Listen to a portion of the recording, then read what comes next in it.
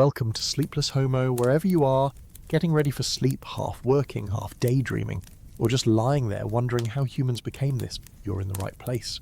Go ahead and dim the lights, let your brain wander. You don't need to take notes, just follow the voice. We're going somewhere cold, violent, and oddly familiar. And if this kind of quiet, long-form storytelling helps you unwind, learn, or simply feel less alone in the noise, consider liking the video and subscribing. It tells the algorithm that smart, curious content matters, that history still deserves a seat at the table, and maybe, just maybe, it helps a few more burnt-out sapiens take over the world with knowledge instead of noise. Now settle in. Let's talk about how the Vikings took over the map without ever building an empire. It didn't begin in the 8th century, not really. That's just when the monks started writing things down when blood hit the page at Lindisfarne, and someone finally bothered to give a name to the people who came from the sea. But long before anyone scrawled Northmen in a margin, long before the Franks began buying peace with silver, long before the word Viking existed at all, there were ships and men inside them buried together under the northern soil. They left no written language, no empire, no monuments themselves, but they did leave ghosts, and one of them resurfaced on a quiet Estonian island not too long ago. In the summer of 2011, during routine roadwork on Saaremaa, a sleepy Baltic island north of Latvia, workers accidentally cut through a low mound of earth. It didn't look like much, just a rise in the grass, but buried inside was a ship, and inside the ship, bodies, dozens of them, some hacked to pieces, others clutching weapons, vertebrae severed, arms missing. One had been decapitated, all of them men, all of them young, and buried with them, as if someone knew the grave would matter, were spears, shields, combs, and a single gaming piece carved from a whale's tooth. This was no ordinary tomb. This was a boat burial, one of the largest and oldest ever found in Europe. And it was not alone. Only a few meters away they found a second ship, smaller, but older. Inside it were more men, also dead, also armed. But the wounds here were different, not quite as violent. One had been laid gently with his hands crossed. Another had a blade at his side and a protective talisman around his neck. They hadn't died in battle, or at least not at the same time, but whoever buried them believed they belonged to the same story. 2 ships, 40 bodies, no written records, and not a single sign of local origin. When the bones were carbon dated, the results were stranger than expected. These men had died sometime in the early 7th century, around the year 620, a full 150 years before the first recorded Viking raid. Yet the ships were unmistakably Scandinavian. The weapons, the brooches, even the boat-building style matched burial customs seen later in Norway and Sweden, which meant that long before the so-called Viking Age officially began, long before the English chroniclers started panicking about sea wolves and heathens, young men from the north were already crossing the Baltic to fight and die in coordinated maritime warfare. But what were they doing there? Some believe the Saaremaa burial is evidence of an early failed raid. Perhaps they attacked a rival tribe, were defeated, and buried by their surviving comrades. Others argue it was a diplomatic mission, a failed alliance or trade agreement turned violent. But the truth is, we don't know, and that in some ways is more important, because it reminds us that history does not begin with documentation. It begins with motion. With someone picking up a tool or stepping onto a boat or leaving behind a body buried just deep enough to go unnoticed until a backhoe catches the corner of a hull. The clean textbook version says the raids began in the year 793 with the attack onto the monastery at Lindisfarne. A neat beginning. Monks killed, gold stolen, pagans blamed. But this narrative is less a beginning than a warning written in ink. The real story, the story of the Sea Kings, starts in silence with no one left alive to tell it. The Saaremaa find isn't an isolated case. Across the Baltic, archaeologists have uncovered signs of Scandinavian movement well before the infamous Age of Plunder. In the Russian river systems, Scandinavian trade goods appear in sites dating back to the 6th and 7th centuries. In Denmark, stone markers and burial customs show contact with the Franks and Saxons long before written records acknowledge such contact. And in Gotland, that cold flat island in the middle of the Baltic Sea, vast hordes of silver and Arabic coins suggest not only trade but ambition. Someone long before Lindisfarne was already laying the economic groundwork for what would become the Viking web. Someone was mapping a world. But perhaps most haunting of all is what these early burials do not include: Christian symbols. There are no crosses, no inscriptions, no prayers carved into stone. These were pagan men's sons of a worldview that saw life and death as part of a cycle guided by fate, not mercy. To die in battle was to earn honour. To be buried in a ship was to journey into the afterlife, sails drawn by wind or fire.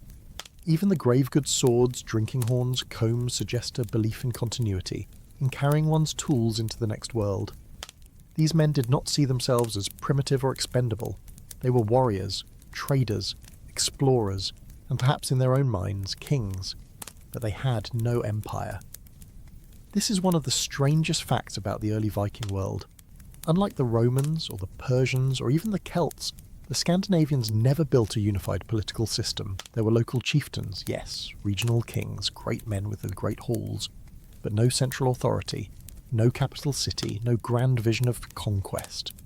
Instead, the power of these early raiders lay in their adaptability.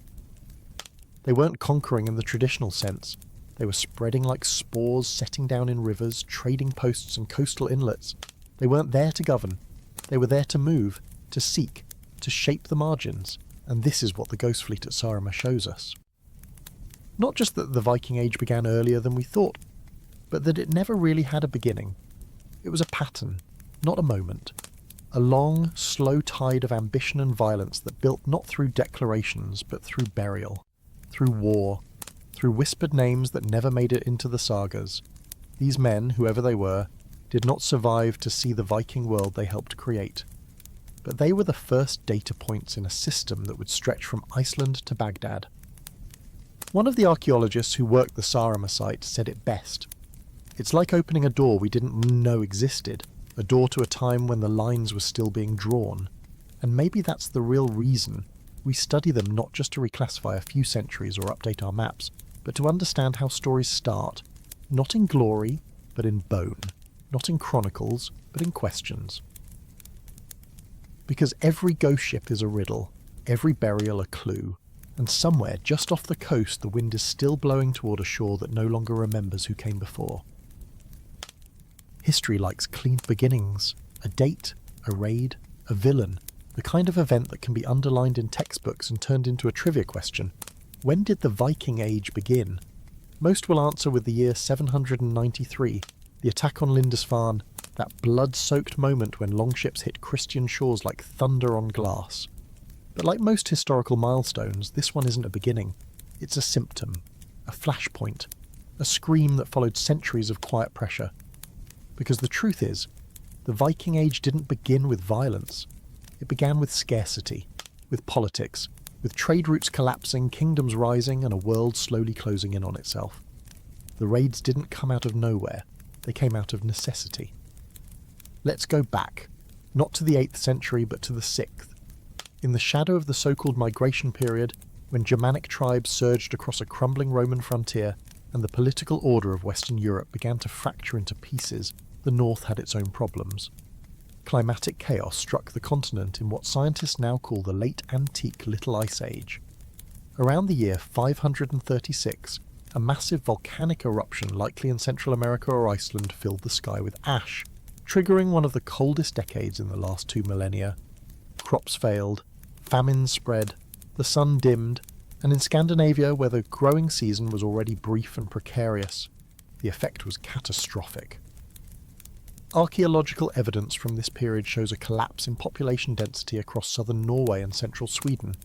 Entire farms were abandoned. Burial sites vanish from the record. In some places, it seems people simply left. And those who stayed, they adapted.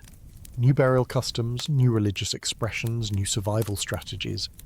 By the 7th century, the climate had stabilised, but the scars remained in the land, in the culture, and in the stories passed down through oral tradition.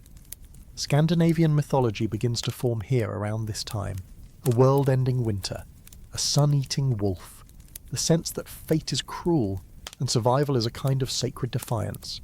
The seeds of Viking resilience weren't grown in victory, they were forged in catastrophe. Then came the silver. By the 8th century, the Islamic world was booming. Abbasid merchants minted silver dirhams by the millions, and trade routes stretched from the Caspian Sea to the coasts of the Baltic. And in a northern world that lacked precious metals of its own, silver wasn't just money, it was memory. It allowed for complex transactions, wealth storage, dowries and prestige. Hoards of Abbasid silver have been found buried across Scandinavia, often hundreds of kilometres from the nearest trade hub. And while we tend to associate Vikings with stolen treasure, much of this early silver came not through raiding, but through commerce. Furs, walrus ivory, amber and slaves flowed south. In return came coins, jewellery and influence. But trade alone doesn't make an age. For that you need ambition. And sometime in the 8th century, something shifted in the structure of power back home. Scandinavia, once a patchwork of local clans and semi-nomadic farmers, began to consolidate. Small chieftains became regional kings, and regional kings, hungry for more control, began to impose laws, collect tribute, and enforce authority. In Norway, figures like Harald Fairhair would later claim to have united the land under a single rule. But such unifications were never clean. They meant suppression, resistance, and exile. Power does not consolidate peacefully. When kings rise, outlaws multiply. And for many young warriors, the choice was simple: serve a king or sail for silver. Many chose the latter. The structure of raiding culture began to take form, not in opposition to authority, but as an escape from it. Bands of men, often from the same clan or region, would organise under a jarl or sea king, pooling resources to build a ship, gather supplies, and set out during the warmer months for opportunity abroad. Sometimes they traded, sometimes they raided. Often they did both on the same trip, but they were not aimless. They were strategic. They targeted weak points, unguarded monasteries, borderlands in political turmoil. Their aim wasn't destruction, it was wealth, influence, leverage, and their timing was perfect. In the late 8th century, the Christian kingdoms of Western Europe were vulnerable. Charlemagne's empire was expanding, but his resources were stretched thin, his armies locked in long, brutal wars with Saxon pagans. In England, the so-called Heptarchy, 7 fragmented kingdoms lacked unity or coherent defence strategies. And in Ireland, a patchwork of monastic centres and tribal alliances left the coasts exposed. Viking raiders weren't striking at random. They were probing, learning, mapping the weaknesses of a fractured post-Roman world, and then Lindisfarne happened. On the 8th of June, in the year 793, a group of Scandinavian warriors landed on a tidal island off the northeast coast of England. There they attacked a monastery, sacred, isolated, and wealthy. They killed monks, smashed relics, took gold, silver, and captives. It was not the first raid, but it was the first to be recorded by Christian chroniclers with horror and precision. Alcuin of York wrote, "Never before has such terror appeared in Britain. Behold, the church of St. Cuthbert spattered with the blood of the priests of God." And just like that, the Northmen had entered the written record. But let's be clear, the men who landed at Lindisfarne were not the beginning. They were the result of economic shifts, climatic pressures, political consolidation, and geographic knowledge passed down through generations. They didn't come from nowhere. They came from a world that had been changing quietly for centuries and had finally run out of patience. And the monasteries, they weren't just places of worship, they were storage vaults, literacy hubs, repositories of art, coinage and memory. To the Vikings, they weren't attacking religion, they were attacking banks guarded by men who didn't fight back.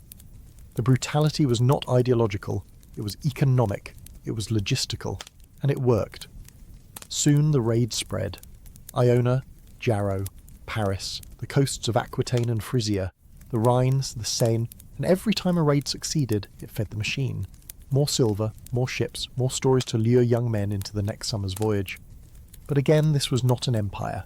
There were no edicts, no central planning, just an emergent pattern, evolving with each passing year. And so the question shifts, not why did the Viking Age begin, but why did it last? The answer lies in the adaptability of the system. Raiding was never the only option. When resistance stiffened, they traded. When kingdoms collapsed, they settled. When kings offered tribute, they accepted. The genius of the Viking Age wasn't just in the axe or the oar, it was in the refusal to be defined by one role. These were not just pirates. They were mercenaries, colonists, diplomats, and founders of cities. By the 9th century, entire families were migrating. Women, children, livestock. Not just warriors anymore, settlers. Dublin, York, Novgorod and Reykjavik didn't appear overnight. They were the result of decades of strategic expansion. and behind them lay an invisible scaffolding, the knowledge that this system worked, that you could leave home, find land, and make a new life with or without the blessing of kings. So the Viking Age didn't start with a bang, it started with a shift. A long, slow drift from scattered clan loyalty towards something looser but more potent, a culture of calculated mobility, of violent opportunity, a culture built not on borders but on rivers and coasts. And the beauty of that system and the terror was that no one could predict where the next ship would land. The chronicles only give us half the story. They tell us of raids, bloodshed, terror, but they do not tell us why the monks had so much gold, or why the kings couldn't defend their coasts, or why, in the decades leading up to the first raid, the amount of foreign silver entering Scandinavia began to fall. The chronicles make the Vikings look like chaos, but chaos, in this case, had a very precise cause. The silver dried up, the kings got greedy, and the sons of the fjords, hemmed in by frozen soil and rising taxes, took to the sea, not for glory, but for survival. They weren't looking to become legends, they were looking to live. And in doing so, they changed the world. They called them sea serpents, not just because of the way they moved long and low, gliding through the mist with barely a wake, but because they seemed to vanish as quickly as they appeared. A monastery raided, a village set alight, a fortress left shaken and then nothing. No horses, no tents, no armies left to occupy the land, just wind, ash, and the creeping sense that something had slipped away before it could even be fought. To the people of Christian Europe, it felt like the apocalypse had found oars. But it wasn't prophecy, it was design. The real secret of the Vikings wasn't their gods or their rage, or even their bravery. It was the ship. And the ship, the thing that made the Viking world possible, didn't come from nowhere. By the early centuries of the first millennium, people in Scandinavia were already sailing. The coastal inlets of Norway, Sweden and Denmark had always demanded a certain kind of mobility. You couldn't survive there without understanding the sea. Fishing, trading, ferrying livestock, all of it required boats. And so from the Bronze Age onward, the peoples of the north became boat builders. Not just out of ambition, but out of necessity. They didn't start with warships, they started with survival, which is exactly why their designs became so good. The earliest prototypes were simple dugouts, long, hollowed-out logs used to navigate lakes and calm fjords. But by the 3rd and 4th centuries, Scandinavian shipwrights had begun experimenting with something more ambitious: overlapping planks. This method, later called clinker building, involved layering wooden boards like fish scales, each one fastened to the next using iron rivets and tree root lashings. The result was a hull that was both flexible and strong, a structure that could bend with the waves instead of cracking against them. This is no small detail. Most ships of the ancient world were stiff and deep. Roman galleys, Mediterranean merchant vessels, they were built to carry heavy loads and stay upright in choppy water, but they were not fast, and they were not subtle. Viking ships were the opposite. They were light, shallow, flexible. They didn't sit on the water so much as skim across it, like leaves in wind. And because of this, they could go where no other boats could follow. A Roman galley needed deep harbours. A Frankish barge required wide, slow rivers, but a Viking longship could land almost anywhere directly on the beach, up a narrow stream, or into the winding backwaters of a foreign estuary. The shallow draft, often less than a metre, meant they could navigate not only coasts but entire river systems. This is why they reached Paris, why they found the monasteries of Ireland, why they slipped into the wetlands of eastern England and the swamps of Byzantium and the reed-choked arteries of what is now Ukraine. The ship, not the sword, was their greatest weapon. It let them strike and then disappear. The design was elegant, but not simple. Building a longship required knowledge, materials and time. The hull was often carved from oak chosen for its strength and bend. The keel, the spine of the ship, was cut from a single straight log and shaped to form the foundation of the serpent-like curve. From there, planks were overlapped and nailed into place, each one heated and shaped using steam-bending techniques passed down through generations. Once the ribs were added and lashed to the hull, the ship began to take form, sleek, flexible, alive. And then came the oars. Most longships had between 20 and 30 pairs of oars, but some of the largest, like the fabled Drakkar, or dragon ships, had over 60. The oars were set in open ports, not enclosed holes, which allowed the crew to pull them in quickly if beaching was necessary. When wind was favourable, a single square sail, often made of wool and coated in animal fat, could be hoisted from the central mast. But in a pinch, the Vikings could row for hours or even days, slipping through fog banks and tidal flats in near silence. Steering was done with a single side-mounted rudder, called a steerboard, the origin, incidentally, of the word starboard. It was controlled by a helmsman, often chosen not just for strength, but for skill. Guiding a longship wasn't like captaining a modern vessel. It was an art to dance between current, wind and will, and the Vikings were master dancers. But the ship was more than just a tool. It was a world view. Viking mythology is full of ships, magical ones, world-spanning ones, even ships made from the nails of the dead. The most famous, Nugfar, was said to carry giants to battle at Ragnarok, the final end of days. To the Norse mind, a ship was not just a means of transport. It was a bridge between worlds, between land and sea, life and death. Known and the unknown. This is why they were buried in them. The ship burials of Scandinavia, like those found in Gokstad and Oseberg, are not war memorials. They are cosmological statements. When a chieftain died, his followers built a boat, loaded it with goods, and placed the body inside, surrounded by weapons, animals, sometimes even servants. Then they covered the whole thing with earth, creating a kind of frozen voyage to the afterlife. In some cases, the ships were burned first, sent flaming into the night. But the message was the same. Death is a journey, and the ship is the only way across. And so, from birth to battle to burial, the ship was central to Viking life. It made their raids possible, their trade routes viable, their mythology tangible. And yet, perhaps most strangely of all, it didn't come from conquest. It came from craftsmanship, from centuries of tinkering and observing and reworking a design until it fit not just the sea, but the human soul. This is what made them dangerous. When the Vikings attacked Lindisfarne in the year 793, they didn't just hit a target, they proved a concept, that with the right vessel, even a small band of men could punch far above their weight. They didn't need legions, they didn't need supply lines, they needed wind, water and wood. And in a world dominated by slow communication and regional kings, that was enough to redraw the map. But the most terrifying thing to their enemies was not the raid, it was the retreat. The Vikings didn't hold territory at first, they didn't build forts or claim provinces. They came, they took, and they left. They moved with a kind of liquidity that made resistance almost impossible. By the time a response was mustered, the ships were already gone, sails dim on the horizon, hulls hugging the waves. In a world of stone castles and plodding cavalry, this was like fighting smoke with a sword. And so the ship became a symbol of everything the Vikings were. Fast, flexible, precise. A snake in the grass, a phantom on the tide.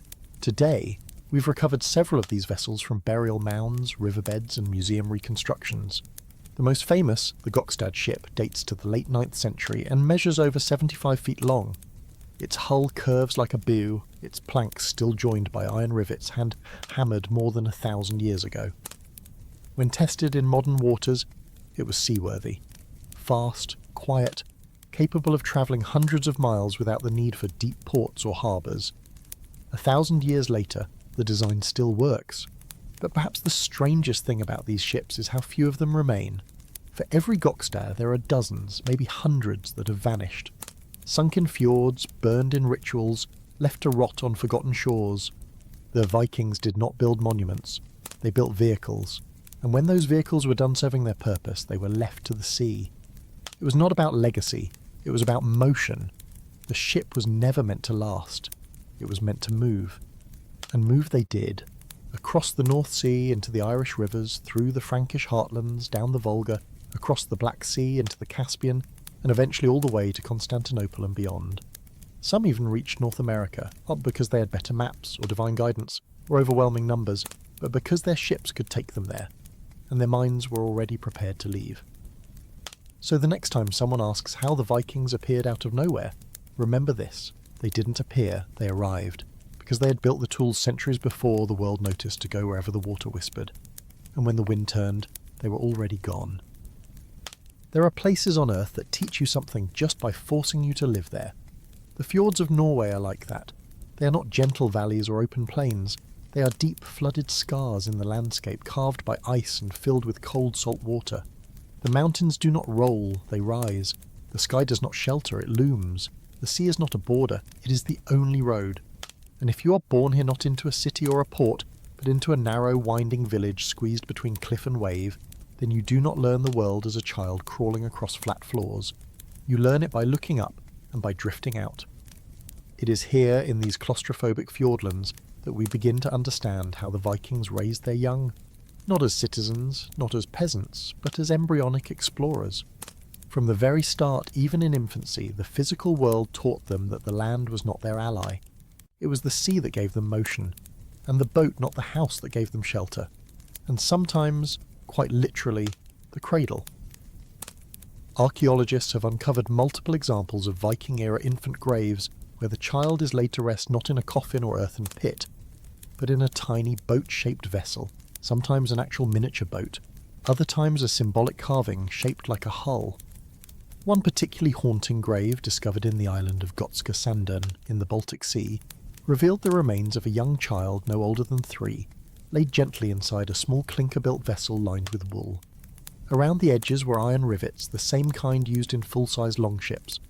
At the child's feet a carved toy axe, at the head a whalebone comb. This was not a burial designed for sorrow. It was a ritual of belonging. The boat was not a metaphor. It was an inheritance. Why raise children in a culture so shaped by ships? The answer is not simply geographic. Though the Scandinavian landscape made land travel nearly impossible for most of the year, it's more than practicality. It's something deeper, a kind of cognitive programming. To be born into a boat-shaped world is to accept the sea as your baseline reality. It erases the fear of open water before fear even forms. The boat is not an escape pod. It is the crib, the classroom, the altar, and it teaches motion before safety. Even the language of the Norse sagas reflects this early conditioning. In Old Norse, the word for a journey furred is not landlocked. It implies movement across or away, often by water. The word for destiny at Urlog literally means beyond law, as if fate itself were something that came from outside, riding in with the tide. To be raised in such a place was to internalise drift, to live in a constant simulation of departure, and the simulation was everywhere. Viking childhood was not soft, in fact it was barely distinguishable from training. Children were expected to mimic adult roles from as early as age 4 or 5. Little boys carved wooden swords and practiced throwing stones across fjords. They watched their fathers lash sails, gut fish, sharpen blades.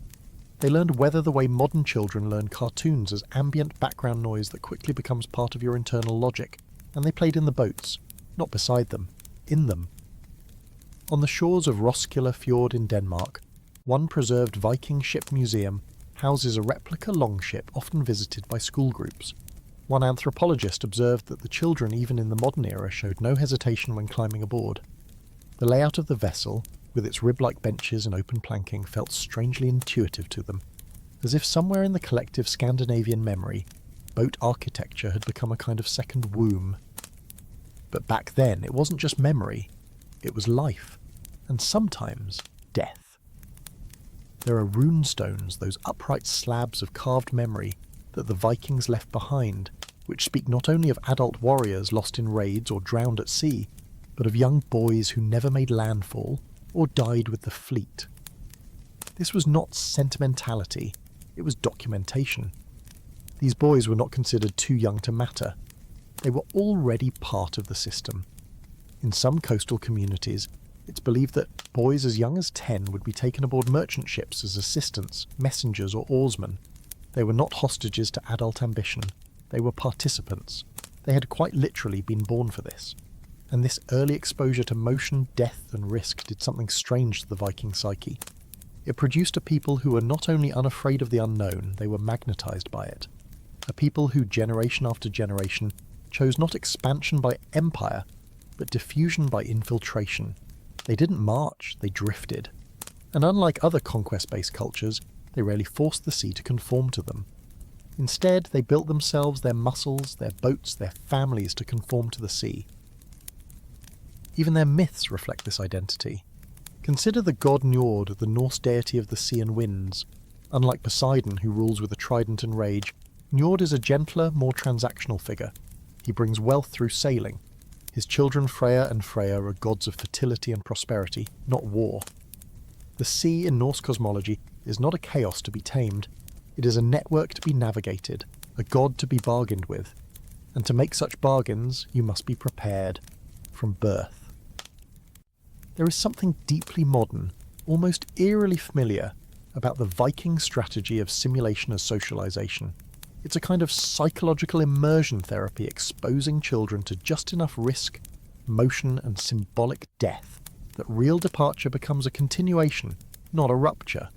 In this way, Viking society engineered not soldiers, but voyagers, not patriots, but pathfinders. And so, from the very first swaddle, Viking children were embedded in vessels, literal and metaphorical, that trained their bodies and brains to equate distance with opportunity, not fear. A cradle shaped like a boat is not just a coffin in reverse, it is a story, a programming, a message to the newborn. This world is made of movement, and your life will be shaped by water. It's no coincidence, then, that so many Viking settlements were not centralised capitals, but literal outposts: Reykjavik, York, Novgorod, Dublin, all places where the sea could reach inland, where the boat could slip through the cracks of an empire. These weren't accidents of topography, they were strategic repetitions of childhood geography, little fjords in foreign lands, memory mirrored across the map. So what does it mean to raise a child in a cradle of conquest? To raise him not to dominate a land, but to disappear into its edges. It means that conquest was never the point. Survival was, adaptability, motion. The boat-shaped crib isn't a symbol of violence. It's a symbol of fluidity, a body that will never fully settle into any place, but will always know how to find one. And maybe, in a world like ours, still obsessed with flags and borders, that's the real secret of the Vikings. They didn't build nations, they didn't plant roots, they learned how to float. And they passed that lesson down, one plank at a time, from the first breath to the last voyage. In the end, the child in the boat is not a curiosity. He is a code. He is the entire system quietly repeating itself. And long after the saga's end, long after the last rune is carved, it is his shape curved like a hull, pointed like a prow that slips into the future, unnoticed but unforgettable. If you were to climb aboard a Viking ship in the middle of the North Atlantic sometime in the 9th century, you would not find a map. There would be no compass, no inked parchment tucked into the folds of a waterproof pouch, no star chart rolled tight beside the oars. There would be no instruments at all, no sextants, no telescopes, no devices for measuring wind or time or speed. And yet somehow they knew exactly where they were going. The Vikings had no need for maps, because they became the maps. Their minds were the charts, their stories were the coordinates, and the world they sailed through was not measured in miles but in memories. This is the story of how the Vikings navigated the unknown, not with tools but with attention. The ocean is not a uniform thing. Even before modern navigation, people who lived on the sea learned to read its moods like a language. A certain swell meant a certain depth, a certain colour meant sand versus stone. The direction of the waves could tell you whether you were near land or trapped in the open deep. Viking sailors were trained from childhood to interpret these signs, and not just the sky as well. One of the most extraordinary discoveries in recent years comes not from a Viking burial or a hoard of treasure, but from a shipwrecked sunstone. Found in a 16th century English warship but believed to be of much older origin, this crystal, a piece of Iceland spar, may hold the key to the Viking GPS. The idea is this: even on cloudy days, sunlight is polarised as it passes through Earth's atmosphere. This creates bands of invisible light orientation that some animals, like bees and birds, can see. Vikings, it turns out, may have used sunstones to detect this polarised light and locate the sun's position even in dense fog. By rotating the crystal until a certain glow aligned, they could fix their heading with surprising accuracy, no sun required. If this theory is correct, then the Vikings had something astonishing: a way to find solar direction in bad weather, long before the compass ever reached European hands. But the sunstone alone didn't guide them. It was just one piece of a multi-sensory system. Another vital method was something far more ancient: dead reckoning. A sailor would count their strokes, watch the timing of the waves, observe the drift of the ship's wake. They would note the angle of the wind on their cheek, the hiss of the bow, the scent of distant land carried on sea air. Navigation was not abstract, it was embodied. The body itself became the compass tuned through years of practice and layered memory. And yet, all of this would have meant nothing without something more enduring: the oral map. The Vikings, as far as we know, never wrote down sea charts. Their sagas, which were not written until centuries later, recorded adventures and myth, but not latitudes or nautical bearings. So how did they transmit navigational knowledge across generations? They told stories. In these stories, islands had names. Landmarks were described not by distance, but by experience. The time it took to cross a stretch of water was measured in meals, in verses sung, in the behaviour of birds. Sail 2 days past the whale bones, where the sky begins to dance, and you'll find the land of green cliffs. That was a direction, not a joke. On the voyage to Iceland, for example, sailors would release ravens. If the raven circled and returned, land was far. If it flew straight in one direction and did not return, that was your heading. These birds, raised and trained for the task, were more than animals. They were instruments. They formed part of a living, breathing, flapping map. And so did the sea. Modern scientists have begun mapping the fine-scale currents of the North Atlantic, and what they found confirms what the Vikings already knew in their bones. Certain underwater rivers, barely perceptible to the eye, can carry a ship hundreds of miles if you ride their flow just right. These are not metaphorical paths. They are real, physical corridors of moving water, created by temperature shifts, wind direction, and the shape of the ocean floor. Viking sailors didn't need to know the physics. They could feel the pull, and when they reached land, they remembered. There is evidence that Viking captains kept oral logs, long, memorized poems or phrases that encoded their route. Some historians call these sea lays. They may have gone something like this. To the west of the Wolf's Tongue lies the Silver Bay. When the stars of winter tilt and the salt wind dries the eye, steer north to the Stone's Edge. It sounds like poetry, but it's also navigation, myth and map wrapped in one. These sea lays were passed on like sacred lore, sung, chanted, whispered by firelight, practiced during winter, taught to children. To be a navigator was to be a bard, a memory keeper, a cartographer of breath. And it wasn't only islands they remembered, it was illusions too. The Viking mind was comfortable with mystery.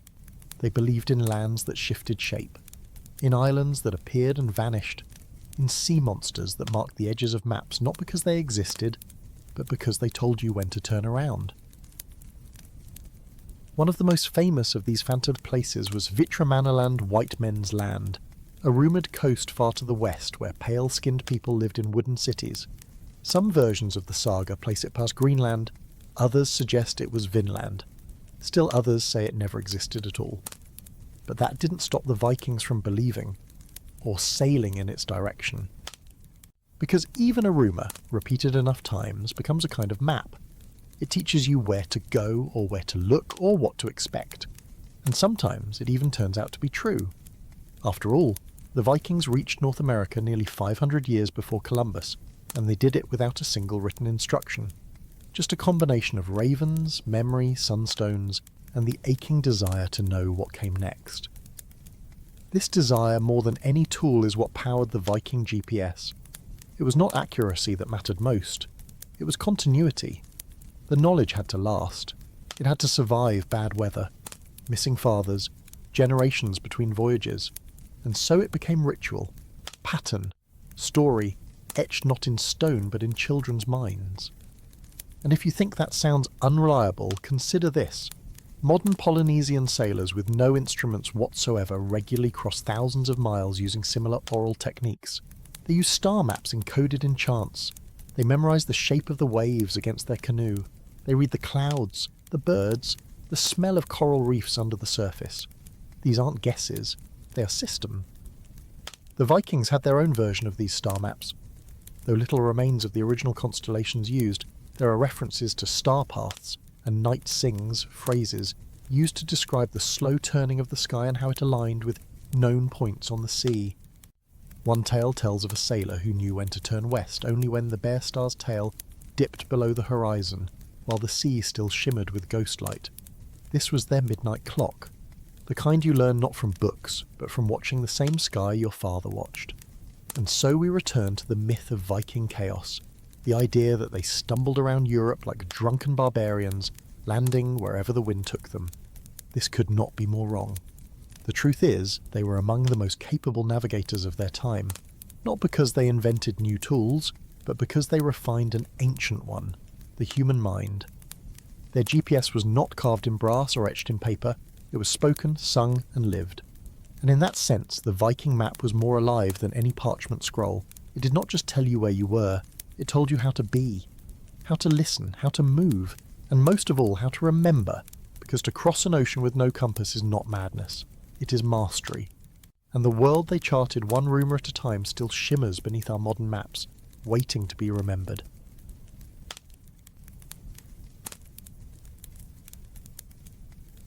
There were no customs checkpoints, no stamped papers, no iron borders on the Viking trade routes. There were no fixed maps or published ledgers, no centralised oversight and no written contracts. And yet, from the icy waters of the Baltic to the blistering cities of Mesopotamia, something moved. Something real, something measurable. A web. It carried silver, silk and amber. It carried swords, runes and memories. And it carried human beings bought, sold, forgotten. The Viking world was not just a world of warriors, it was a world of trade. And the most extraordinary thing about their economic empire is that they never called it one. In the 8th and 9th centuries, while Charlemagne's scribes were documenting laws and church fathers were debating sin and salvation, the Norse were moving goods with no written language, no coin of the realm, and no permanent capital city.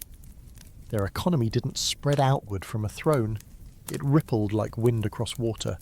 It moved through mouths, myths, and market days, and sometimes it moved through violence. The town of Birka, in what is now Sweden, may have had a population of only a few hundred at its peak, but in the 9th century it was one of the most important trade hubs in all of northern Europe. Archaeologists digging at Birka have found beads from the Islamic world, scales for weighing silver, and even coins bearing the name of Abbasid caliphs, and none of this is an accident. It is the fingerprint of a vast, undocumented trade system, Viking in name, but global in scope. Here's what we now believe. The Norse didn't just raid and pillage, they exported furs, walrus ivory, amber and slaves. In return they imported silver, silk, glassware and spices, but this wasn't some orderly supply chain managed by bureaucrats. It was fluid, shifting, often bloody. And it relied on something more primal than contracts. It relied on reputation. To do business across thousands of kilometres without shared language or centralised law, you had to be memorable. If you cheated someone, word got around. If you protected your traders and paid your debts, the stories followed you. And in a world where every deal depended on trust, stories became currency. The Volga River was a kind of silver superhighway. It flowed south through what is now Russia, connecting Viking settlements like Strya Ladoga and Novgorod with the Islamic trading centres near the Caspian Sea. Along this route, Arab silver coins known as dirhams poured into the Norse economy. These coins have been found in Viking hoards as far west as Ireland and as far north as the Arctic Circle. In fact, more Abbasid silver has been found in Sweden than in many parts of the Islamic world itself. But the dirham wasn't just money, it was transformation. Silver became the standard by which Viking wealth was measured not in minted value, but by weight. In Viking society, silver was cut into pieces, bent, tested by bite, and weighed on portable scales. A coin was not worth what it said, it was worth what it weighed. And so the economy became tactile, personal, almost sensual. And yet silver wasn't the only thing the Vikings moved. They also moved people. It is an uncomfortable truth that the Viking trade routes were also slave routes. Known as thralls, these captives were taken during raids or bought at markets. They were women, children and men sometimes taken from Christian monasteries, sometimes from Slavic villages. Some were kept, others were sold to Byzantine officials, Arab merchants or wealthy Norse farmers. At Hedeby, another major trading town near the Danish-German border, archaeologists have uncovered evidence of large-scale human commerce. Pens for holding slaves, chains and collars, and inscriptions on runestones that mention gifts of people. One woman's grave, found near a Viking elite burial, shows signs of being strangled, likely as part of a ritual or funerary custom. In this network, human lives were not sacred, They were units of value, exchangeable, disposable. But even this human trafficking had a structure. Just as Viking trade in goods relied on oral reputation, the slave economy relied on demand, and the greatest demand came from the Islamic caliphates. In the 9th and 10th centuries, the Abbasid world was booming. Cities like Baghdad were centres of wealth and learning, filled with philosophers, mathematicians and artisans. But their economy, like all great empires, needed labour. And so Slavic slaves, transported by Viking intermediaries, became a vital part of the system. The very word slave in many languages comes from Slav. The Vikings didn't just connect these empires, they lubricated them. They served as the invisible mesh between Christian kings in the west and Muslim emirs in the east, between tribal chieftains in the north and silk merchants in the south. They were not just pirates, they were globalizers. And yet, unlike the empires they traded with, they built no cities of marble, issued no decrees, left no libraries. Their trade routes left behind no maps, only hoards, buried caches of silver, arm rings, hacked up coins and weighing scales found in peat bogs, under farmhouses and in forgotten fields, each one a frozen moment of economic motion, a whisper from the network. Some of these hoards are astonishing in scale. The Spillings hoard, discovered in the 1990s on the island of Gotland, contained more than 60,000 silver coins, the largest Viking silver find ever unearthed. Among them were dirhams from Samarkand, Persian coins from the Samanid dynasty, and a smattering of Frankish currency. It is a testament to just how far the Viking web stretched, and how wealthy some of its nodes became. But this wealth came at a cost. Along with silver and silk, the Viking routes also carried disease. In the mid-9th century, plague outbreaks devastated parts of Europe. Some historians now believe that Viking trade may have helped reintroduce the Black Death to northern regions. Their ships, moving swiftly between ports, were perfect vectors. Rats and fleas needed no passports. And in a world where science was myth and quarantine was heresy, sickness moved like shadow. Memory too travelled along these routes. The Norse sagas, recorded centuries after the Viking Age ended, contain whispers of distant cities and strange peoples. There are references to Sirkland, a name given to the lands of the Saracens. There are tales of rivers so wide you cannot see the other bank, of cities where the roofs shine like water and the people bow to Mecca. These are not just fables, they are traces of real contact, half-remembered impressions of real journeys. Even the gods moved. As Viking traders returned from the east, they brought back not only goods but ideas. Some scholars believe that the Norse myth of Odin, the god who hangs himself to gain wisdom, may have been influenced by the contact with Sufi mysticism. The idea of sacrifice for enlightenment, of vision through suffering, has echoes across cultures. It is not proof, but it is possibility. And then there were the returns that never happened. Many Viking expeditions ended in death or disappearance. Ships lost to storms, caravans swallowed by the riverbanks, traders who never came back. And yet the routes remained. Because they weren't routes in the modern sense, they were flows, and like all flows, they depended on rhythm, not permanence.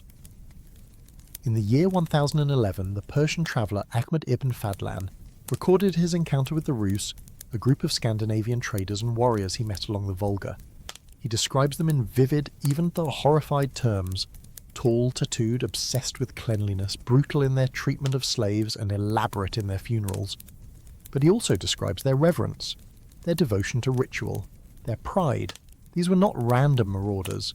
They were cultural emissaries, terrifying, yes, but coherent. What Ahmad ibn Fadlan saw was not an outpost. It was a node in a system. A Viking embedded in a Muslim world, trading goods, telling stories, counting silver. The trade route no one drew, but everyone used. The real miracle of the Viking economy is not that it existed. It's that it endured. Without bureaucracy, without state control, without permanent cities, it lasted for centuries. Because it wasn't built on paper, it was built on memory, on trust, on the terrifying intimacy of human exchange. And when the Viking Age ended, when the raids ceased, and the silver dried up and the Christian kingdoms swallowed the north, the maps were finally drawn. But by then the web was already gone. What was once whispered from mouth to mouth became frozen on parchment. What was once felt was now filed. And we forgot. We forgot that northern Europe was once wired into the heart of the Muslim world. that Swedish farmers once paid for their land with coins minted in Baghdad, that long before the Silk Road became a cliché, the Silver River ran north and carried with it not just wealth, but stories. Not everything leaves a mark, but trade the quiet kind, the kind that happens without monuments or medals, reshapes the world. It draws lines we can't see until centuries later, and by then it's too late to remember who drew them, unless of course you dig, and that's what archaeology is, the reverse engineering of rumour, the cartography of forgotten contact, the slow unearthing of maps no one wrote down but everyone followed.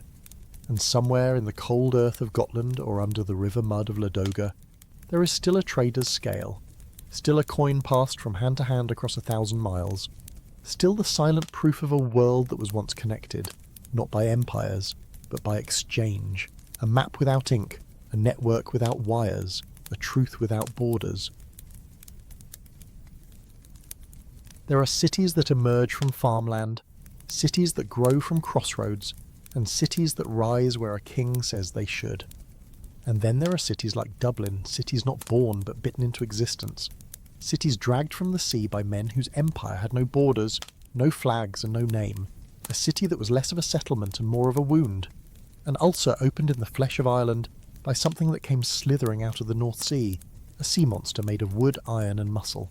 This is the story of how Dublin, the capital of Ireland, the heart of a nation, was built by Vikings, and not by accident, but by design.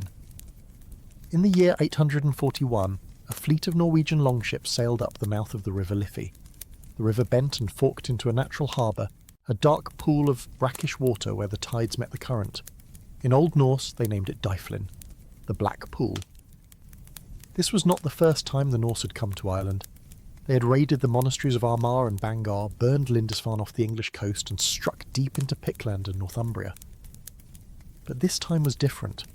They were not here to grab gold and go home. They were here to stay. The timing was perfect, if perfect means apocalyptic. Ireland was fractured. Dozens of petty kings and warlords squabbled for dominance. The so-called High Kings had no real power outside their home regions.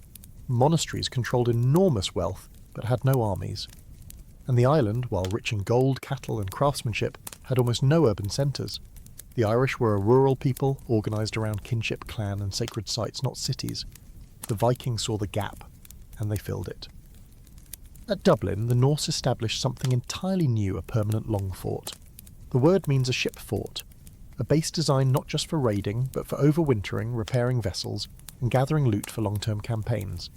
They dragged their ships onto the banks, threw up palisades of sharpened timber, and built storehouses, workshops and pens not for animals, but for people. Human cargo. Because Dublin was, first and foremost, a slave city. At its peak, Dublin became the largest slave market in Western Europe.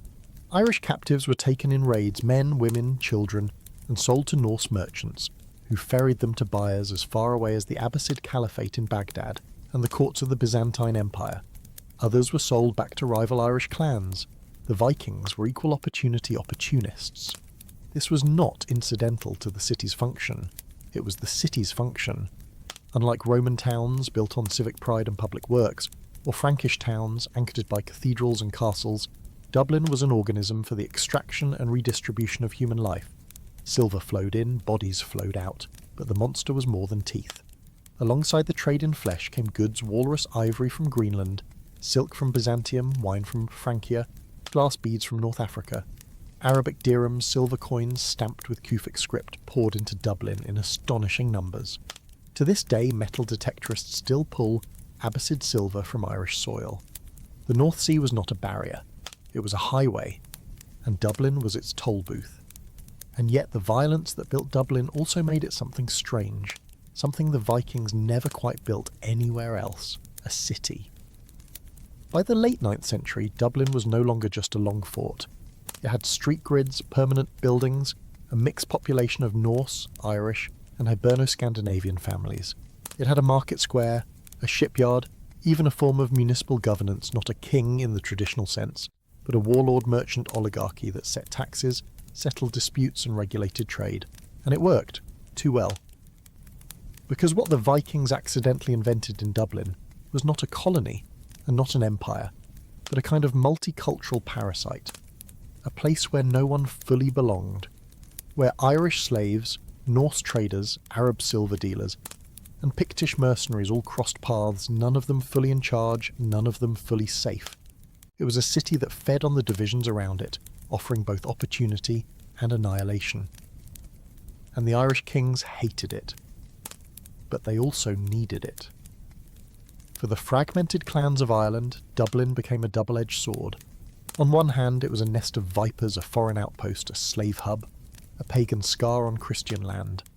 On the other hand, it was a place to sell surplus cattle, buy exotic goods, hire Viking mercenaries, and even ransom captured kin. Some Irish kings allied with Dublin's Norse rulers. Others tried to destroy them, most did both, depending on the year. The line between Viking and Irish blurred. Some Norse warlords married into Irish noble families. Some Irish chiefs converted to Norse ways, adopting shipbuilding, longhouses, and even Norse weaponry. By the mid-10th century, Dublin was ruled by the descendants of both men with Irish mothers and Norse fathers, or vice versa. Neither fully Viking nor fully Irish, both and neither. But the sea monster had a flaw. Its stomach was bottomless. By the late 10th century, the very forces that built Dublin began to turn against it. The supply of easy slaves dried up.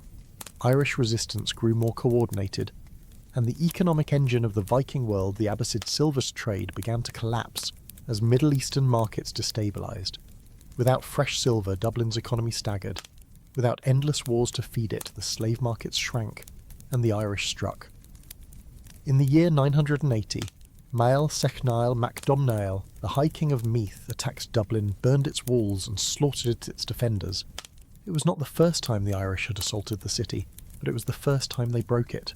The Norse rebuilt. They always rebuilt. But the golden age of Viking Dublin was over. It lingered, as a shadow, as a scar, as a port where Irish and Norse bloodlines tangled and merged. But the monster had eaten itself. Its hunger had outrun its prey. And yet, the bones remained. The modern city of Dublin sits atop the Viking grid. Its street patterns trace the outlines of long-forgotten timber walls. Archaeological digs under parking garages still turn up ship nails, amber beads, slave shackles, and dirhams which are all stamped with the name of caliphs who never heard the word Ireland. The story of Dublin is not a story of foreign invasion versus native resistance. It is a story of what happens when commerce, violence, and geography fuse into something neither side fully controls. A monster made of trade, a city born of plunder, a multicultural experiment that was never meant to last but never fully died. And like all sea monsters, it left a mark, not just in the mud, not just in the bones, but in the DNA of the island, in the surnames, in the city walls, in the half-forgotten words that slipped into Irish from Old Norse lag for law, Margad for market, Pingin for penny. Dublin is a memory pretending to be a city, a shadow of a long fort pretending to be a capital, a sea monster that learned how to walk on land. And in a way, it never really let go of the ocean. Even today, the River Liffey still rises and falls with the tide, still pulls brackish water in from the bay, still remembers, in the whisper of its current, the day the Longships arrived and the day the world shifted. It always starts with the soil. It doesn't matter if the grave is shallow or deep, if the bodies were laid down with care or dumped like garbage. The ground holds the memory. It holds the weight of what happened. And in the small English village of Repton, just beyond the shadow of the ancient churchyard, the soil has been whispering for more than 1,000 years. To walk through Repton today is to see the typical signs of an English countryside parish: narrow roads, leaning gravestones, the smell of wet moss. But underneath that tranquility, buried beneath layers of frost and mud, lies something else. Something raw, something human, a mass grave, a Viking mass grave. In the winter of 873, the so-called Great Heathen Army, a coalition of Viking warbands led by legendary figures like Ivar the Boneless, Halfdan Ragnarsson, and Ubba, made Repton their winter camp. This was no passing raid. This was a military occupation, a launching point for conquest. The Anglo-Saxon kingdom of Mercia was fractured, its armies beaten, its people terrified. And the Vikings did what they always did when given time. They dug in. For archaeologists, the first clue came in the 1970s. Excavations near St. Winston's Church revealed a pit, or more precisely, a trench filled with human remains. The bones were packed tightly, limbs jumbled, skulls cracked. There was no neat row of burials, no Christian alignment facing east, just a tangle of bodies, stacked together like firewood. More than 260 men, almost all of them young, almost all of them showing signs of violent death. But this was not a battlefield grave. It was too organised for that, too deliberate. Forensic analysis told the next part of the story. The bones belonged overwhelmingly to males between the ages of 16 and 45 prime fighting age. Many bore healed injuries from past battles, broken ribs that had mended, fractures along the forearms from blade strikes, cuts to the skulls that showed signs of old scarring. These were not farmers caught in a massacre. These were warriors, hardened, experienced, but their final wounds told a different story. Some had been hacked apart, dismembered at the joints. Others showed perimortem trauma injuries sustained at the exact moment of death, blade marks slicing through neck vertebrae, punctures through eye sockets, crushing blows to the skull.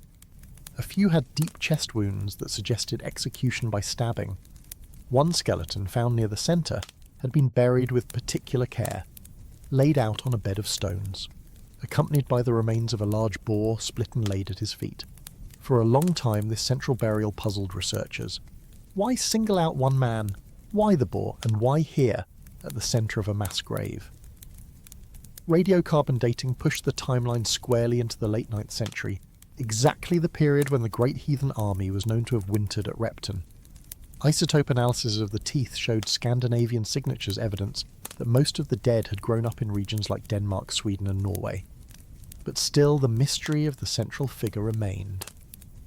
One theory, popular among scholars and Viking enthusiasts alike, is that this could be the grave of Ivar the Boneless himself. The saga literature tells us Ivar died around this time, after years of campaigning in England. The boar in Norse mythology was a symbol of fertility, war, and royal power associated with Freyr and other gods.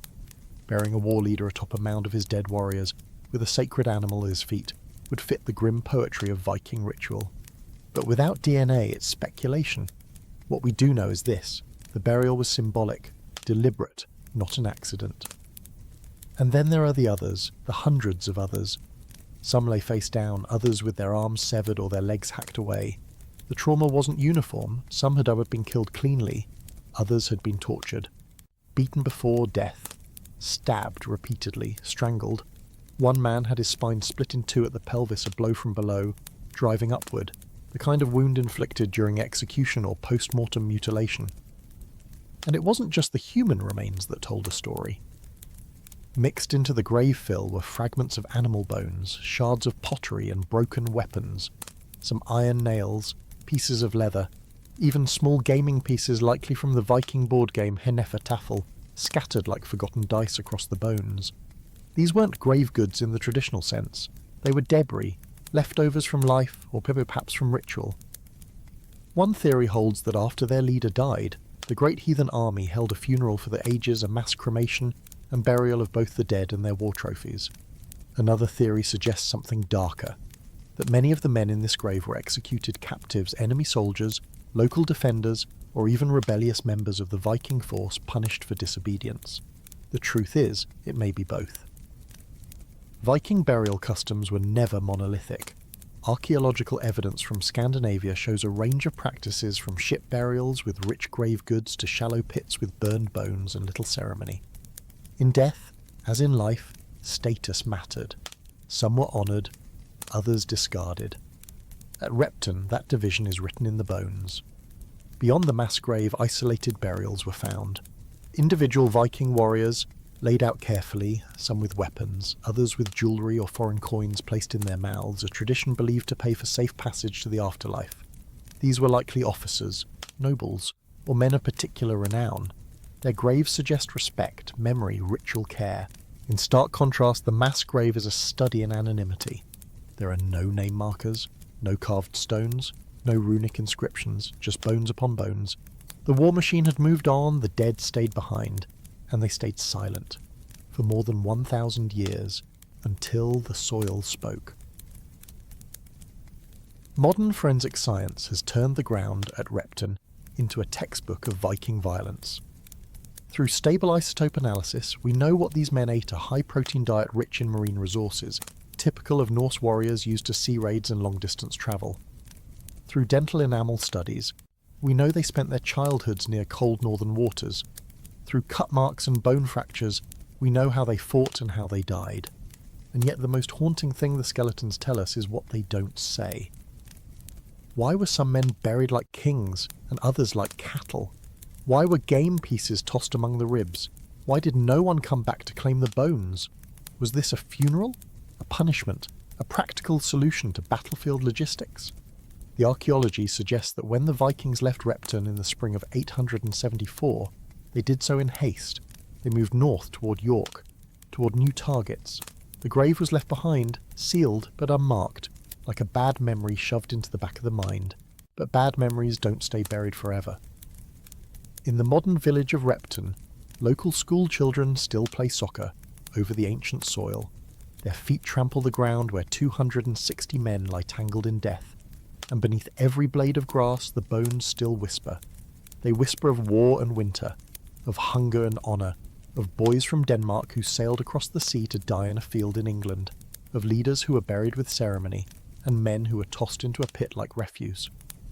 They whisper that history is not written only by kings and scribes. It is written in the cartilage of the neck, snapped under blade, in the metacarpals of a hand raised too late to block a sword, in the shattered ribs of a man who thought he had more time. And sometimes, when the soil shifts and the frost recedes, they whisper loud enough for us to hear. Repton was not a battle. It was an aftermath, a consequence, a chapter in a longer story that the Vikings told in muscle, bone and blood. And now, more than 1,000 years later, the ground is still telling it.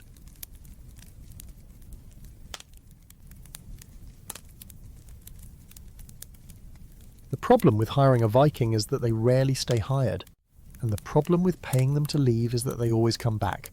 This is the lesson that Frankish kings learned too late when a man named Rollo stepped off a ship, sword in hand, and rewrote the future of Europe. Rollo did not have royal blood. He was not the son of a king or the heir to a throne. He was a raider, a pirate, a sea wolf born into the cold edge of Norway sometime in the late 9th century.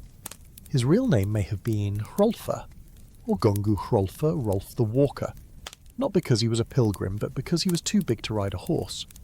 A man so physically massive that even the Norse breeds of the time could not carry him, and so he walked, from the fjords of Norway to the rivers of Francia. It is impossible to pin down exactly when Rollo crossed from pirate to politician. The sagas tell conflicting stories. Some say he was exiled from Norway for raiding his own people. Others say he fled after a failed feud or political dispute. Still others claim he simply followed the silver, like so many did, from the stormy North Sea into the soft, tempting underbelly of the Frankish Empire. What we do know is this. By the early 10th century, the Frankish kings were desperate. Charlemagne's once mighty empire had shattered. His heirs, men like Charles the Simple, were fighting each other for scraps of territory. And the coasts of France were wide open. Viking fleets sailed up the Seine, the Loire, the Garonne. They attacked Paris, burned Rouen, plundered monasteries and forced entire towns to buy their own survival. The solution, as the Franks saw it, was simple. If you cannot beat the Vikings, hire them, pay them to go away. Or better yet, give them a job, turn raiders into border guards, poachers into gamekeepers. And Rollo, towering, ruthless, pragmatic, was the perfect candidate. In the year 911, Charles the Simple offered Rollo a deal. The Viking would be granted land, a strip of northern France centred on the city of Rouen, in exchange for loyalty. Rollo would convert to Christianity, defend the coast from other raiders, swear fealty to the Frankish crown. In return, the land would be his, forever, heritable, legal. It was in many ways the first formal Viking land grant on the continent, and it terrified everyone.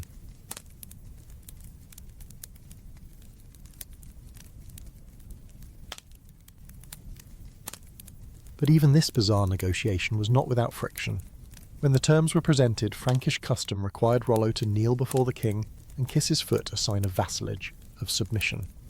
Rollo refused, flat out. The saga tells it plainly. I will never bow my knee to any man, nor kiss his foot. The solution was both hilarious and symbolic. Rollo ordered one of his men to perform the ritual in his place. the Viking grabbed the king's foot, yanked it upwards, and kissed it so forcefully that Charles the Simple toppled backwards onto the ground. Gasps echoed through the court, but the deal stood. From this moment forward, the region became known as the Land of the Northmen, Normandy.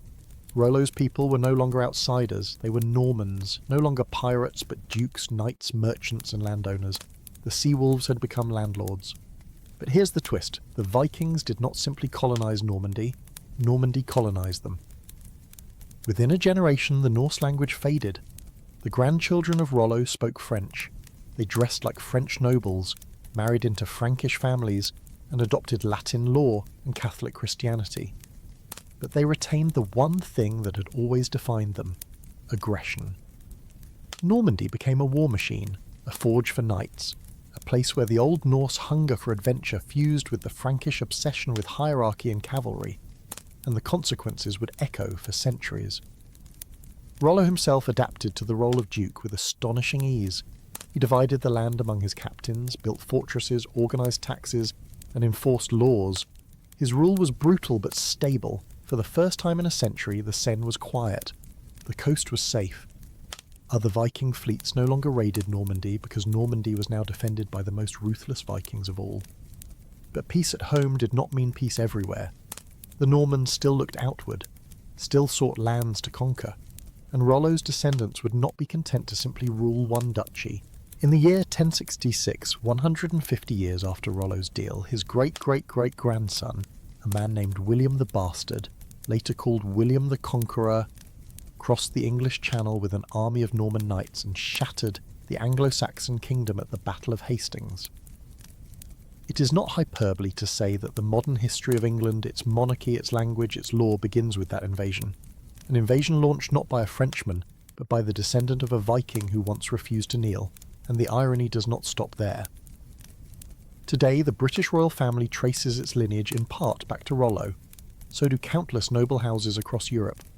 A man who began life as a sea raider, a criminal by every metric of his time, became, by accident of ambition and adaptation, the father of kings. But what makes Rollo's story truly strange is how accidental it all was. He did not plan to found a duchy. He did not set out to build a dynasty. He wanted silver. He wanted land. He wanted survival. And when the opportunity came, he took it not by bowing, but by standing taller than anyone else in the room. The question that haunts historians is simple. Was Rollo unique? Was he an exceptional figure, a once-in-a-generation leader? Or was he simply the first of many a symptom of a larger pattern where pirates become princes when the borders are soft enough and the paperwork flexible enough? In some ways, Normandy was not an outlier. It was a preview, because the Viking world was full of men like Rollo, men who began as raiders and became rulers, who flipped the script on what power looked like, who proved that monarchy itself is often just organised piracy, sanctified by time. The legacy of Rollo is not just a story about one man, it is a story about how legitimacy is a fiction, how the line between outlaw and noble is drawn in sand until someone builds a wall around it and calls it a border. And maybe that is the real lesson of the Viking expansion. It was never just about swords and ships. It was about finding the cracks in the old world and wedging themselves in until they owned it.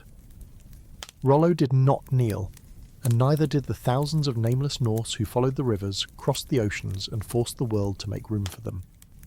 They arrived as raiders, they left as history. It's one thing to fear a Viking, it's another thing entirely to fear a Viking widow, because while a sword cuts quickly, a widow plots slowly. And sometimes the most terrifying person in a violent world is the one holding no sword at all, only patience, memory, and the ruthless creativity of the truly aggrieved. Her name was Olga, Olga of Kiev, a woman remembered not because she ruled, but because of how she made men regret that she ruled. She was not born in Kiev. Like most rulers of the early Kievan Rus, her ancestry was Scandinavian. She was a descendant of the Varangians, Norse traders, pirates, mercenaries who had ridden the great river systems of Eastern Europe south, building a fragile empire from the bones of Slavic tribes and Byzantine silver. By the early 10th century, the Rus were no longer raiders in the traditional sense. They were merchants, warlords, and tax collectors, running a sprawling network that connected the Baltic to Baghdad. But their hold on power was thin. The rulers were a Norse military minority, governing a Slavic majority, often by sheer force. Olga married into this fragile arrangement.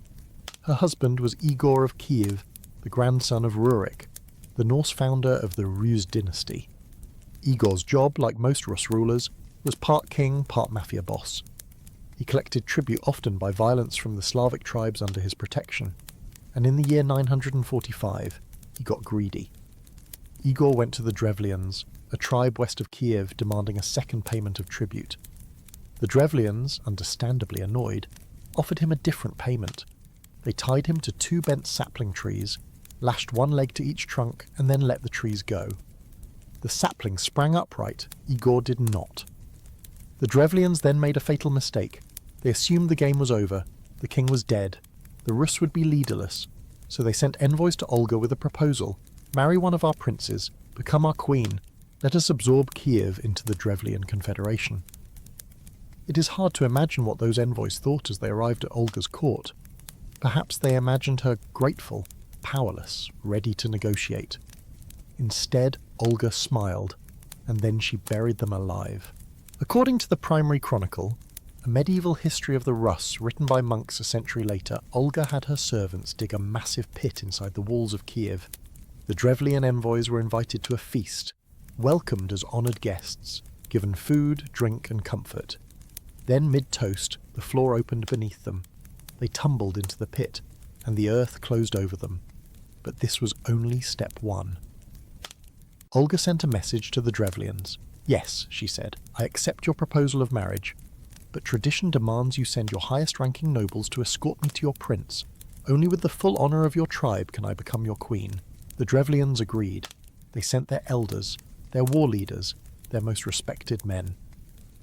When they arrived in Kiev, Olga offered them hospitality. A bathhouse had been prepared, she told them. Warm water, clean linen, rest after their long journey. The men entered the bathhouse, stripped down and relaxed. Olga's soldiers barred the door and set the bathhouse on fire. No one came out. Still, it was not enough. Olga sent a third message to the Drevlians. She was on her way, she said, to honour her late husband with a funeral feast at the site of his death. The Drevlians were invited to join, to celebrate the alliance soon to be forged. A great feast was held. The Drevlians drank, and drank, and drank. When they were blind with wine, Olga's warriors rose. 3,000 Drevlian men were slaughtered on the spot, but still it was not finished. The Drevlian capital, the city of Iskarostan, barred its gates. Now they understood. Now they saw. Olga marched her army to the walls. A siege began, but taking a fortified city was no easy task. Even the Rus knew that. The longer the siege dragged on, the more dangerous it became. Other tribes might rebel, other rivals might strike. So Olga offered mercy. Send me a token of submission, she said. I will spare you. All I ask is a small tribute. Each household shall send me 3 pigeons and 3 sparrows. The Drevlians, baffled but relieved, agreed. Birds were plentiful, and what was a bird compared to their lives? When the birds arrived, Olga gave an order. Her soldiers tied pieces of sulphur-bound cloth to the feet of each pigeon and sparrow. As dusk fell, they set the cloth alight.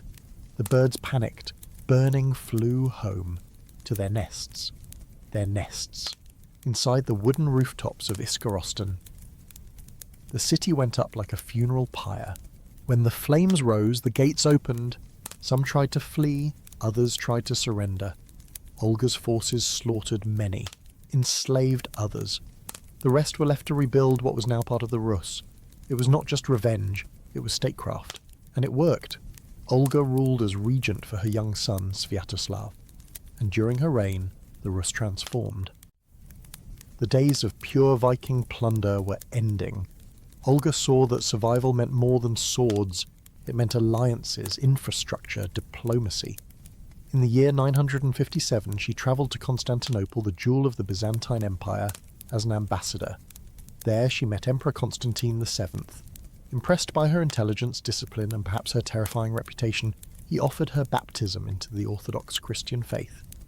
She accepted, but not entirely.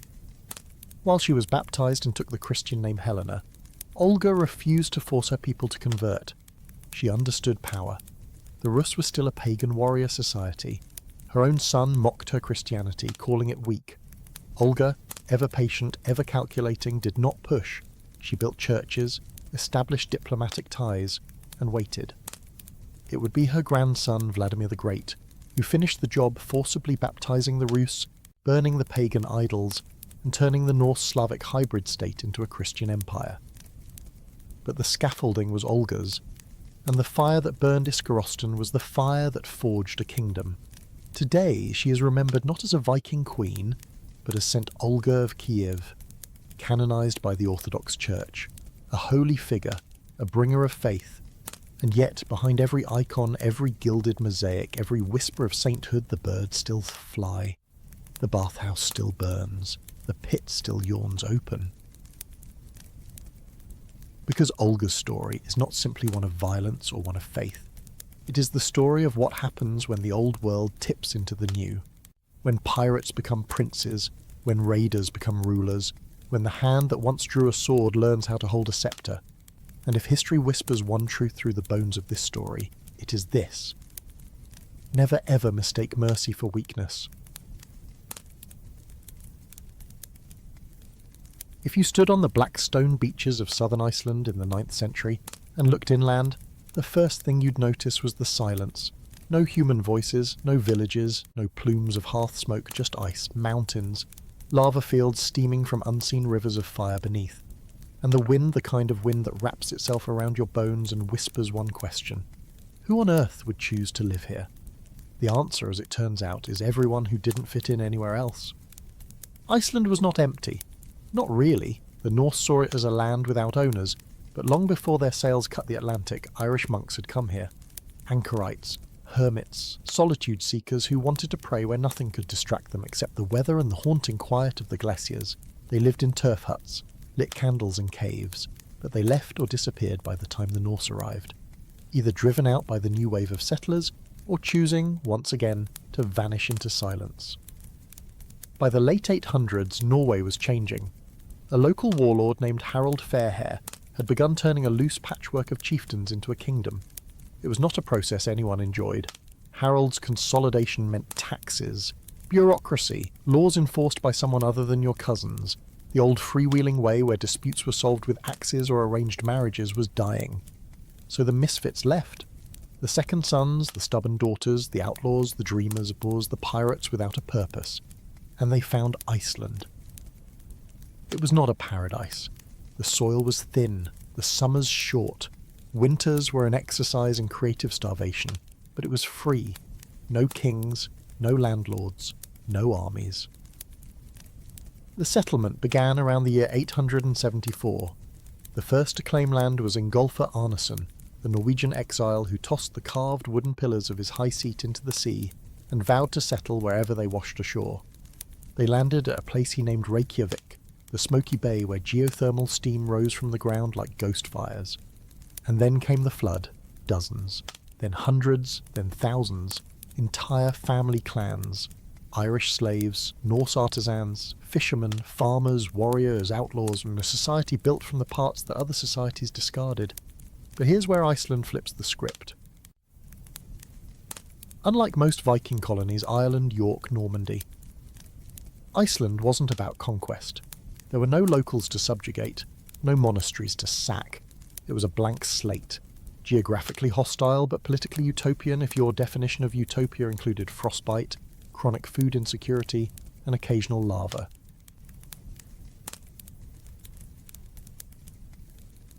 What they built was something astonishing: a decentralized republic, a nation without kings. At the centre of it was the Althing, founded in the year 930, one of the oldest continuous parliaments in the world. Every summer, free men and sometimes free women travelled to Thingvellir, the Assembly Plains. There, surrounded by cliffs and water, they camped for weeks, settled disputes, made laws, renewed alliances, passed judgments.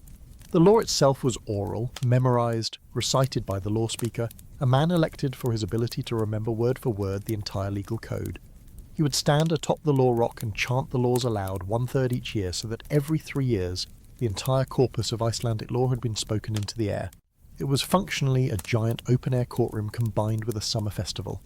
There were feasts, markets, marriages arranged, news exchanged, laws declared, and sentences carried out sometimes with fines, sometimes with exile, and sometimes with blood.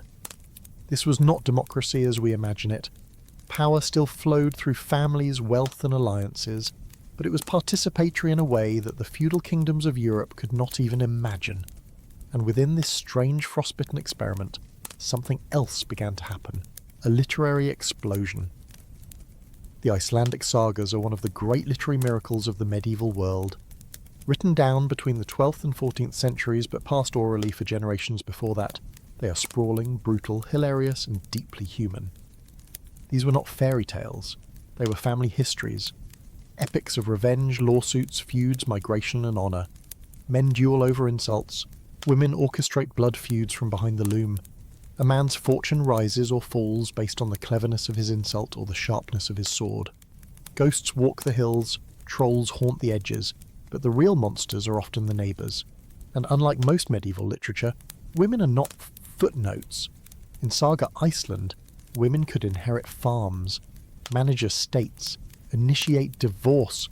They could be plaintiffs in lawsuits, or defendants, or as happens often, the secret architects behind a blood feud that lasted generations. Consider Aud the Deep-Minded, a widowed matriarch who captained her own ship to Iceland after her family fell from power in the British Isles. She claimed land, built a settlement, managed a household of freed slaves and dependents. When she died, she was given a ship burial and honour reserved for chieftains. Or Gudrun Osvifsdottir, the central figure of Laxdæla saga who married 4 times, orchestrated legal and personal chaos across the entire fjord, and whose final act was to become a nun, the only person in the saga who ends with both peace and power. Iceland produced not kings, but stories, and those stories carried weight. Because in a society without centralised power, memory becomes law. Your reputation is currency, your lineage is a legal document. The sagas were not just entertainment, they were databases of who owed what to whom, who insulted whom, who carried out vengeance and who failed. It is tempting to think of this as quaint, picturesque, but it wasn't. The same Iceland that wrote the sagas also practiced outlawry, a sentence that rendered a man legally killable by anyone with no consequences. Families maintained execution stones at the edges of their farms. The sagas are full of passages like, "And then he struck off his head, and that was the end of it." The weather was not the only harsh thing here, and yet it worked. For 2 centuries, Iceland functioned as a non-state. No king, no standing army, no police. Disputes were settled through a combination of lawsuits, violence, mediation, and crucially public shaming. If you were declared guilty at the Althing, the sentence could be exile, or fine, or death. But sometimes the worst punishment was simply that the entire society now knew your name, and knew you were a man who broke his word. What other society in the medieval world could say the same? By the year 1000, the Icelanders faced a new crisis: religion. Europe had gone Christian. Norway had gone Christian at sword point. The Icelandic population was divided, and civil war seemed inevitable. So they did something utterly characteristic. They argued, at the Althing, for days. And then, in one of the strangest moments in medieval history, both sides agreed to pick one man, the law speaker, to decide. He would think about it overnight, and whatever he decided, both sides would accept. The next morning he declared Iceland Christian, the idols would come down, churches would be built, baptisms performed. But pagans could still practice in private. It was not a perfect compromise, but it avoided war. No kings, no holy crusades, just a vote.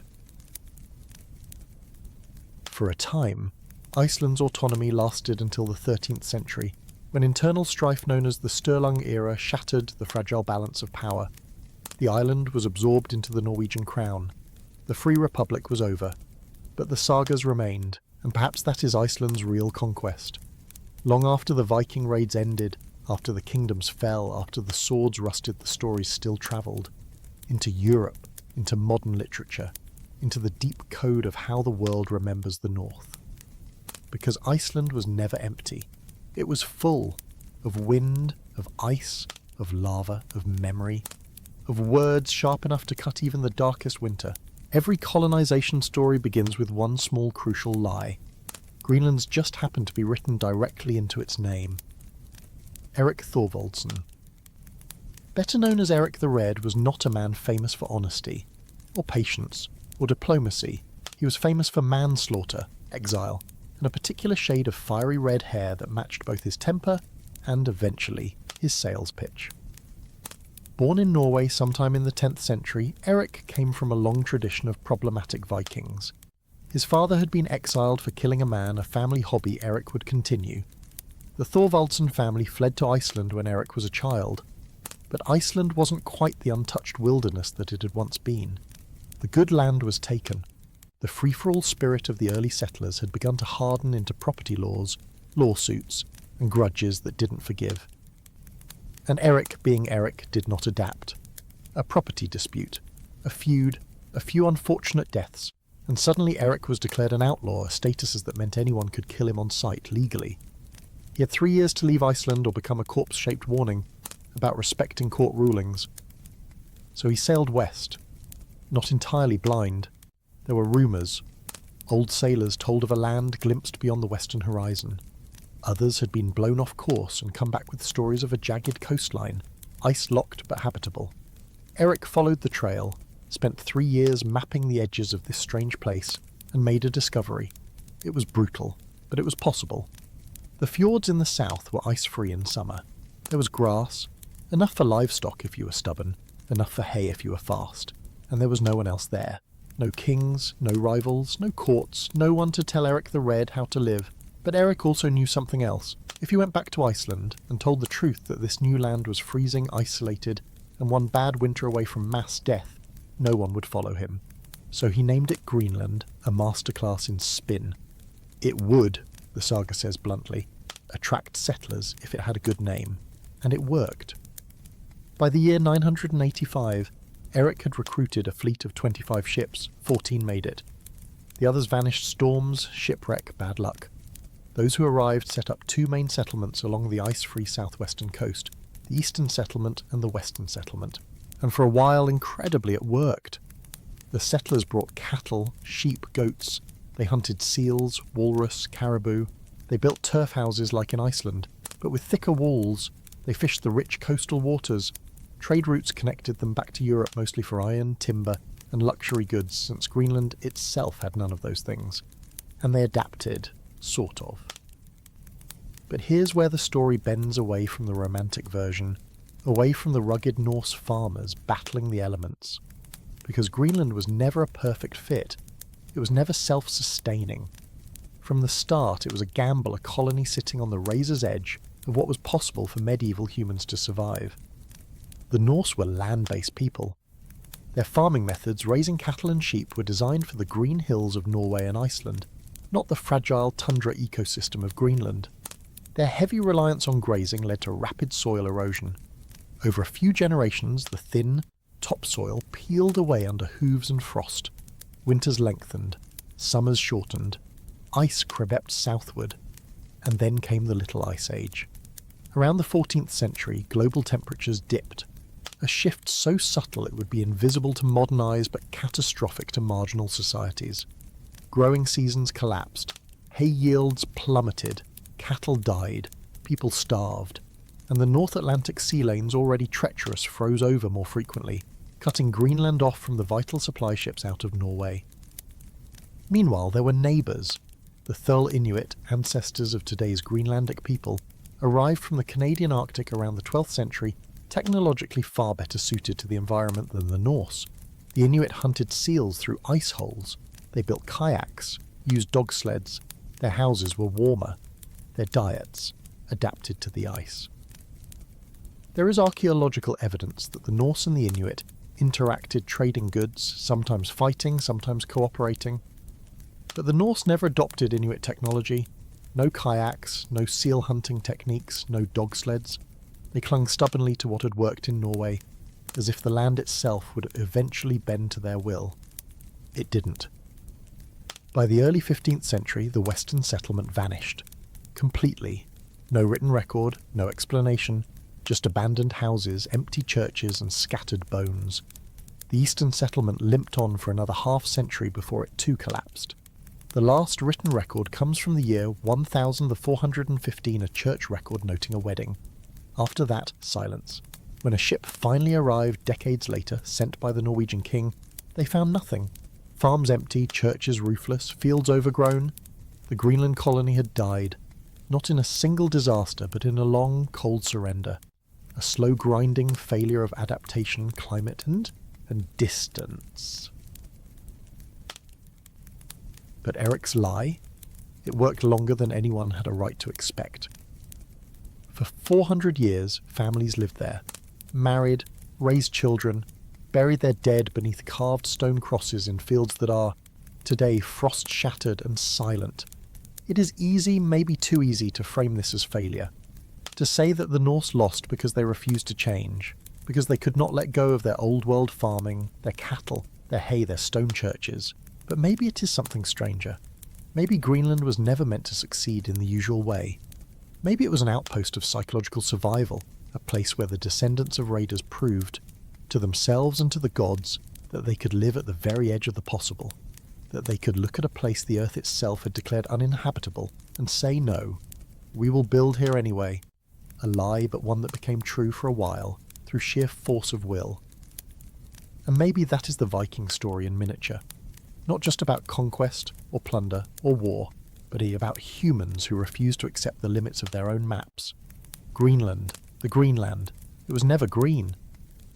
But it was a place, a memory, a chapter in the long, defiant argument between humans and the world.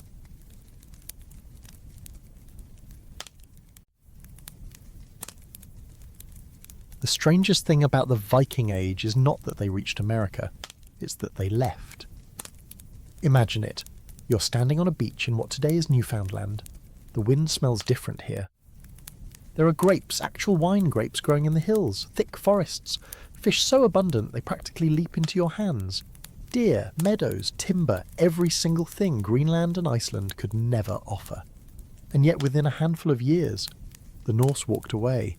They left no cities, no colonies, no carved runestones declaring we were here. Just a whisper in a saga, a ruin of turf walls beneath the grass, a question that still lingers like mist over the Atlantic. Why? The story of Vinland begins like all good Viking disasters with someone getting lost. Sometime around the year 986, a Norwegian merchant named Bjarni Herjolfsson set sail from Iceland in search of Greenland.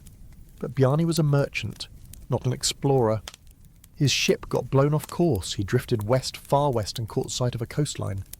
He didn't land, didn't map it, he simply looked. Trees, rolling hills. Then he turned around and went back to Greenland to find his family. Bjarni was mocked.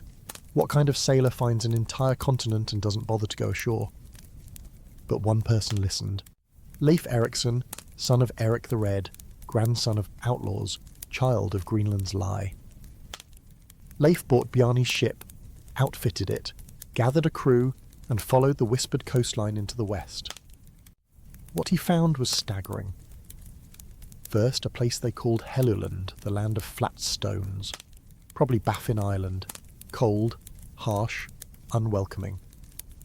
Further south, Markland, the land of forests, likely Labrador, thick with timber, game, and rivers. And then, the prize, Vinland, a place with meadows, rivers, salmon fat enough to burst, wild grapes curling over the hills.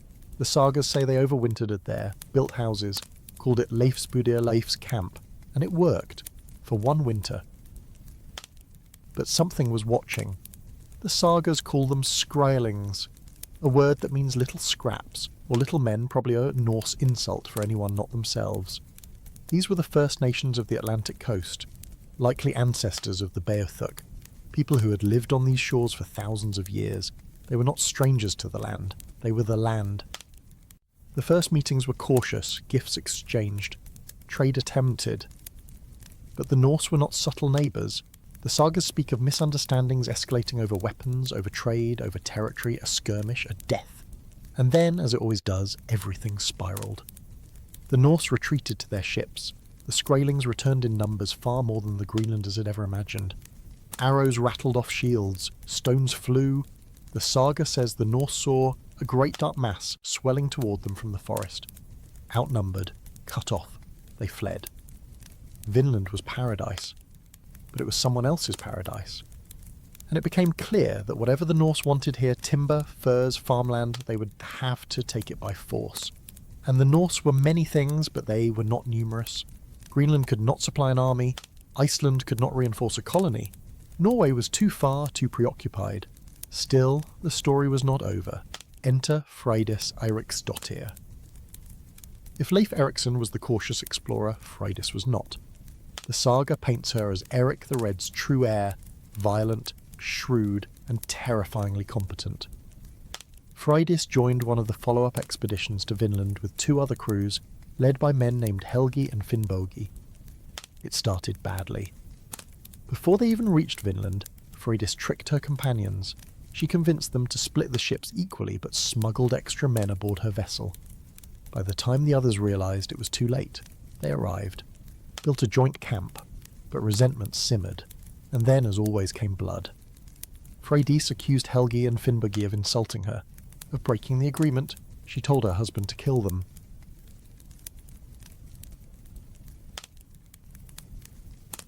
He refused, so Freydis picked up an axe and did it herself. Personally, methodically, she killed every man in their camp. Then, when her own men balked at murdering the 5 women left alive, she grabbed the axe again. None survived. The saga says she then threatened her own crew. If any of you speak of this when we return to Greenland, you will meet the same fate. It worked. For a while. But stories leak, even in Greenland. Freydis was never punished. There was no king to enforce such things, but her reputation soured. Her descendants would later flee to Eambiland rather than face the shame. As for Vinland, the colony disintegrated. One final expedition tried again, led by Thorfinn Karlsefni, who brought cattle and intended to stay permanently. It lasted 3 years.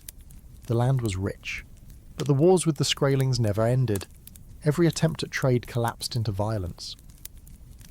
The Norse lived by the sword, but this time the math was against them. There were simply too few of them, too few men, too few ships, too few reasons to stay. And perhaps, deep down, they knew something else. The Norse were still the same people who had left Norway, because kings had begun drawing lines on the map, because the old world of small-scale freedom was being crushed under crowns, taxes and laws. To stay in Vinland would mean one day becoming those kings, building walls, waging wars not against neighbours, but against an entire continent. It was not the Viking way. So they left. Not defeated, but not victorious. Vinland became a ghost story, a whispered memory, an almost empire that never happened. Centuries later, when European explorers rediscovered North America, the Norse were long gone. No runestones marked the land, no Norse-descended villages remained. Only sagas, half history, half myth, spoke of the time when the serpent ships crossed the sea and found a world they were not meant to hold. But the ruins are still there. At Lance O Meadows in Newfoundland, a turf-walled settlement, confirmed, dated, real. Vinland was real, and it was a disaster. There are ruins of turf walls on the tip of Newfoundland, shallow stone circles where houses once stood. A blacksmith's forge, long cold, iron nails left by hands that crossed an ocean 1,000 years ago. A place that should not exist, and yet it does. The Norse discovered America, and then, just as quickly, they forgot. Not in the way that myths fade over time, not in the way that memories naturally decay. This was deliberate, a forgetting wrapped in pride, in shame, in survival. A decision, whether conscious or collective, to bury a memory so deep that even the sagas nearly erased it. Because when the Norse left Vinland, they left more than a settlement. They left the most dangerous idea they had ever encountered. An idea that scared them. An idea they couldn't solve. Because Vinland was the place where the Norse realised the sea had limits. For 3 centuries, the Norse expansion had been unstoppable. From the Caspian to Constantinople, from Kiev to Dublin, from Greenland to Iceland, they had carved highways through the sea, built kingdoms without kings. colonies without maps. They thrived not because they were conquerors in the traditional sense, but because the ocean let them be something else, fluid, flexible, decentralized. And then they hit America, a place too large to raid, too vast to hold, too full of people who were not impressed by the swords or ships or swagger. The Skraeling Wars were not battles in the heroic sense. They were reminders that the Norse were suddenly small, outnumbered, outmaneuvered. The sea could not save them here. But the deeper problem was psychological. Because the Norse identity, the one thing that unified traders, raiders, farmers and poets, was built on a story that said the edge of the world could be crossed, that any coastline was a challenge waiting to be solved with timber and courage, that nowhere was too far, that no one was unconquerable. Vinland broke that story, and when a story breaks, so does the memory. The sagas themselves hint at this fracture. The Vinland sagas, Granlandinga saga and Eirik's saga, Rauda, are written centuries after the fact, with contradictions so blatant they feel like arguments preserved on paper. Did Leif Erikson discover Vinland first, or was it Bjarni? Were the Skraelings hostile from the start, or did the Norse provoke them? Did Freydis murder a rival crew because of a broken deal, or was she simply a berserker looking for an excuse? It is not just that the sagas disagree, it is that the sagas seem uncomfortable. The Vinland episodes are outliers. They lack the neat resolutions of the Icelandic sagas, where a blood feud ends in a marriage alliance or a lawsuit. They lack the glory of the king-slaying legends or the trade conquests of the Rus. Vinland is neither a victory nor a tragedy. It is a failure, an unsatisfying, unresolved, deeply embarrassing failure. And as the Norse world changed, the reasons to remember it grew thinner. Christianity was one reason. By the year 1000, Iceland had converted reluctantly but officially. Greenland followed. Norway and Denmark were already under the cross. And the old pagan values, the sea kings, the blood feuds, the idea that to die with a sword in your hand was better than to kneel, began to crumble. Vinland did not fit into the Christian story. It was a pagan voyage, a pagan dream, undertaken by men and women who still believed that Odin's eye watched the sea, that the world had no edges except the ones they were brave enough to erase. And in the Christian worldview, what did Vinland mean? That the pagan explorers had found a new world only to lose it? Only to fight with pagans even stranger than themselves? Only to abandon it, because war and sin and greed failed? No monk wanted to copy that into the record books. And then came the weather. The Little Ice Age began tightening its grip in the 14th century. Greenland, already a fragile colony, began to starve. Trade routes froze, hay crops failed, the Norse abandoned the western settlement entirely. The eastern settlement faded into isolation, slowly grinding toward extinction. With Greenland cut off, the very people who held the memory of Vinland, the families who had gone there, fought there, farmed there, were themselves disappearing. And Iceland? Iceland had problems of its own. Civil war, volcanoes, climate collapse. By the 14th century, the literary explosion of the sagas was over. The memory keepers were gone. And Norway, Denmark, the kingdoms of Scandinavia were now fully European. Monarchies, bureaucracies, their eyes turned south towards trade with Germany, the Netherlands, England. Vinland was irrelevant to a world that now measured power in coin and kingship, not in fjords and freedom. And yet, the memory lingered, like a ghost in the sagas. When later scholars in Europe began hearing strange rumours of land to the west, of islands beyond the sea, the Norse stories floated back up. In the year 1477, an Italian explorer named Christopher Columbus visited Iceland. He heard whispers of the old voyages. Whether he believed them is unknown. Whether they shaped his voyage is debated. But the fact remains. The Norse had already done it. They had crossed, built, failed, forgotten. And when Europe finally stumbled onto the Americas 5 centuries later, it arrived without knowing that the maps it drew were already echoes. Ghost trails left by ships with serpent prows and sails full of a wind that no longer blew. And perhaps that is the most Viking ending of all. Not a battle, not a victory, not a monument, just a memory, buried and waiting. There is one story almost no one tells about Vinland, a story hidden not in the sagas, but in the bones of another people. the other side of the shoreline. Because while the Norse sagas framed the Vinland voyages as a footnote in the Viking story, for the First Nations of the North Atlantic it was a footnote in something far larger. Their own epic, their own map. To the Beothuk people, the Norse were not mythical, they were not gods from the sea nor legends made flesh. They were simply another arrival in a long line of arrivals, and they were not the first. The coastlines of Newfoundland had already seen waves of migration long before the Longships appeared on the horizon. Archaeological sites along the Red Bay, Port au Choix and the Labrador coast reveal an older maritime story, the story of the maritime archaic, the Paleo-Eskimos, and the Dorset people who hunted seals, carved tools from whalebone, and tracked the icy edges of the sea thousands of years before a Viking ever touched a mast. These were not people living in the shadow of nature, they were masters of it.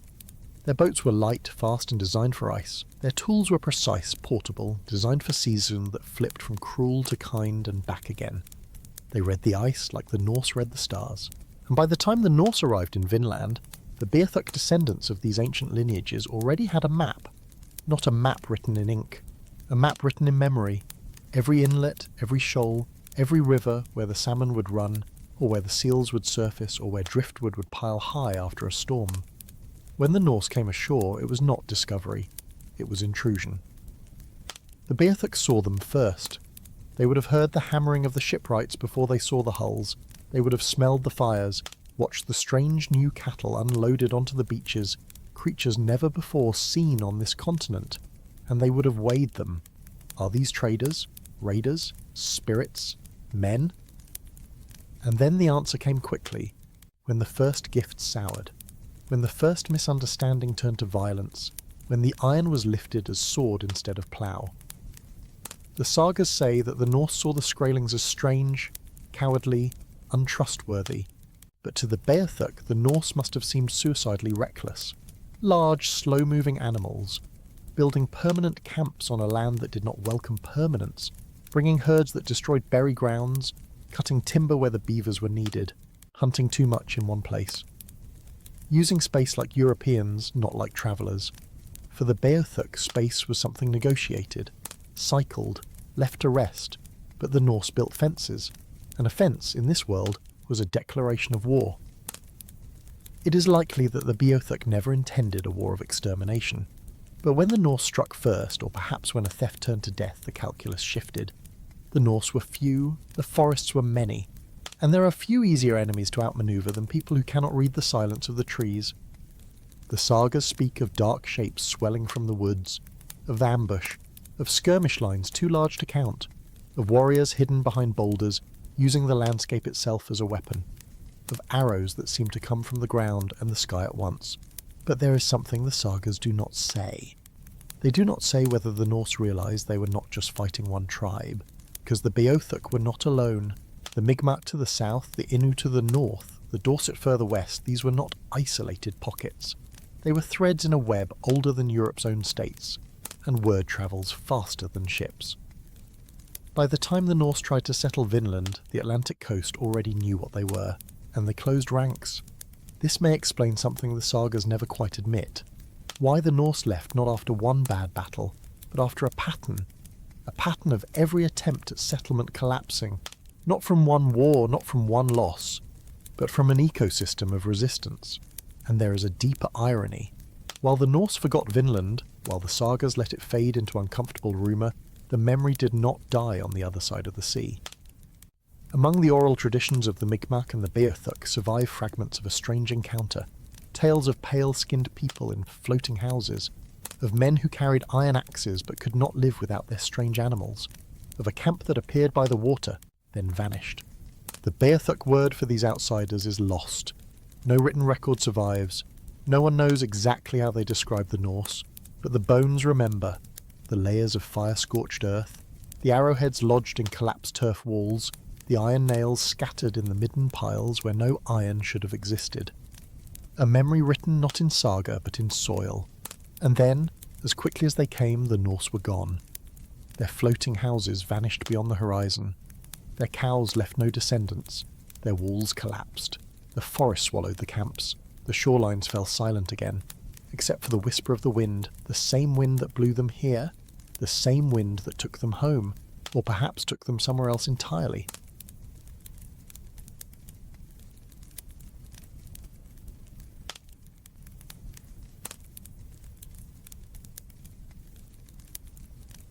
The first thing we have to say, and this might break something sacred in you, is that the word Viking does not mean what you think it does. It never did. The Norse were never called Vikings, not as a people, not as a nation, not even as a tribe. To go a Viking or Viking in Old Norse was a verb, a profession, a seasonal gig. Roughly translated, it meant something like to go raiding by sea, or to seek wealth abroad through piracy. It was not an ethnicity, it was not a culture. It was not a race of horn-helmeted marauders with matching beards and axes. It was a job. A side hustle, a temporary state of being. Not everyone did it. In fact, most did not. The people we call Vikings were farmers, carpenters, traders, poets, parents, goat herders, shipwrights, blacksmiths, fishers. Some were merchants who never lifted a sword. Some were raiders who never came home. And most were simply people Scandinavian. Yes, but divided by dialect, geography, clan, and ambition. No one in the year 800 stood on the shores of Norway and said, "We are Vikings." The word itself shows up in runic inscriptions, but always as an action. He went a Viking, not he was a Viking, and yet here we are. 1,000 years later, we call them the Vikings, we build museums for them, we romanticize them, fear them, cosplay them, sell them as mascots for football teams, tattoo runes on our arms and name our metal bands after Odin. So how did this happen? How did a job description become a civilization? The answer, like most answers in European history, begins with monks. When the Longships hit the monastery at Lindisfarne in the year 793, the Christian world was stunned. The scribes who chronicled this were not neutral observers. They were the victims. They watched their brothers be slaughtered, watched their holy books burn, watched the gold and silver walk out the door in the hands of men who spoke no Latin and feared no cross. And when they wrote it down, they were not subtle. Heathens from the north came like wolves upon the flock, a scourge sent by God for our sins, the devil's own people. This was not just journalism, it was theology. In a worldview where everything had a divine reason, the arrival of raiders had to be explained. And the explanation was simple. The Northmen were not merely men, they were punishment. They were chaos incarnate. Pagan horror made flesh.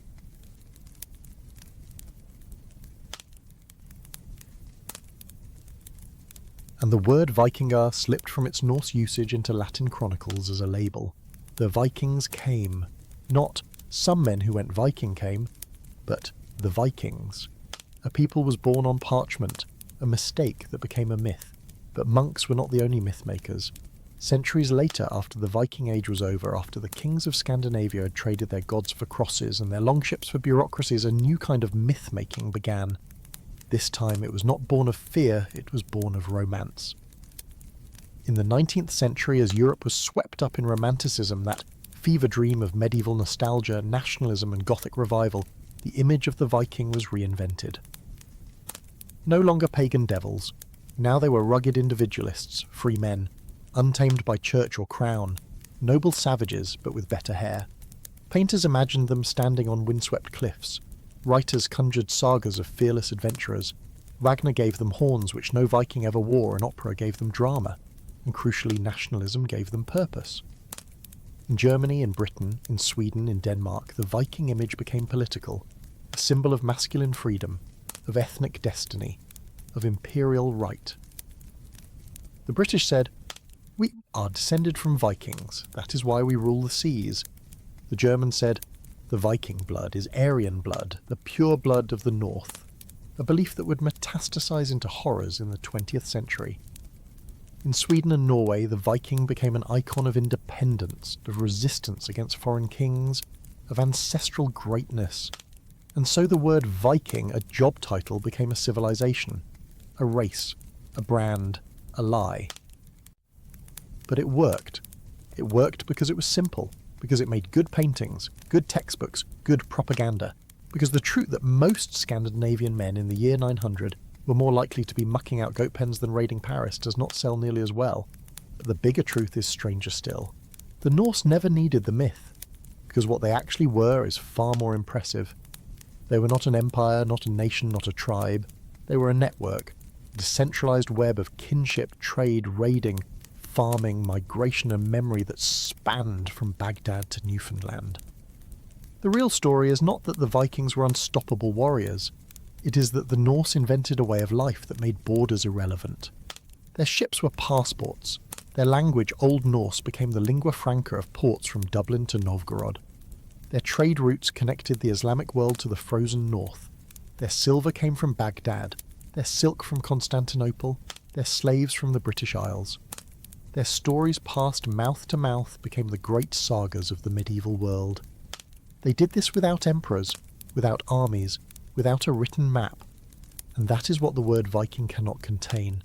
It cannot contain the fact that half of them never lifted a sword. It cannot contain the fact that their greatest legacy was not conquest but connection. It cannot contain the fact that the Vikings, as we imagine them, never existed. But something else did. Something stranger. Something harder to define. A species of human being who for 300 years lived as though the map was made of water and everything else was negotiable. If the modern mind made one mistake about the Norse, it was thinking they were spiritual in the same way we are now. Nature-loving pagans, dreamers, a little barbaric but somehow poetic, horns, ravens, mead, and midnight bonfires. That was not what the Norse believed.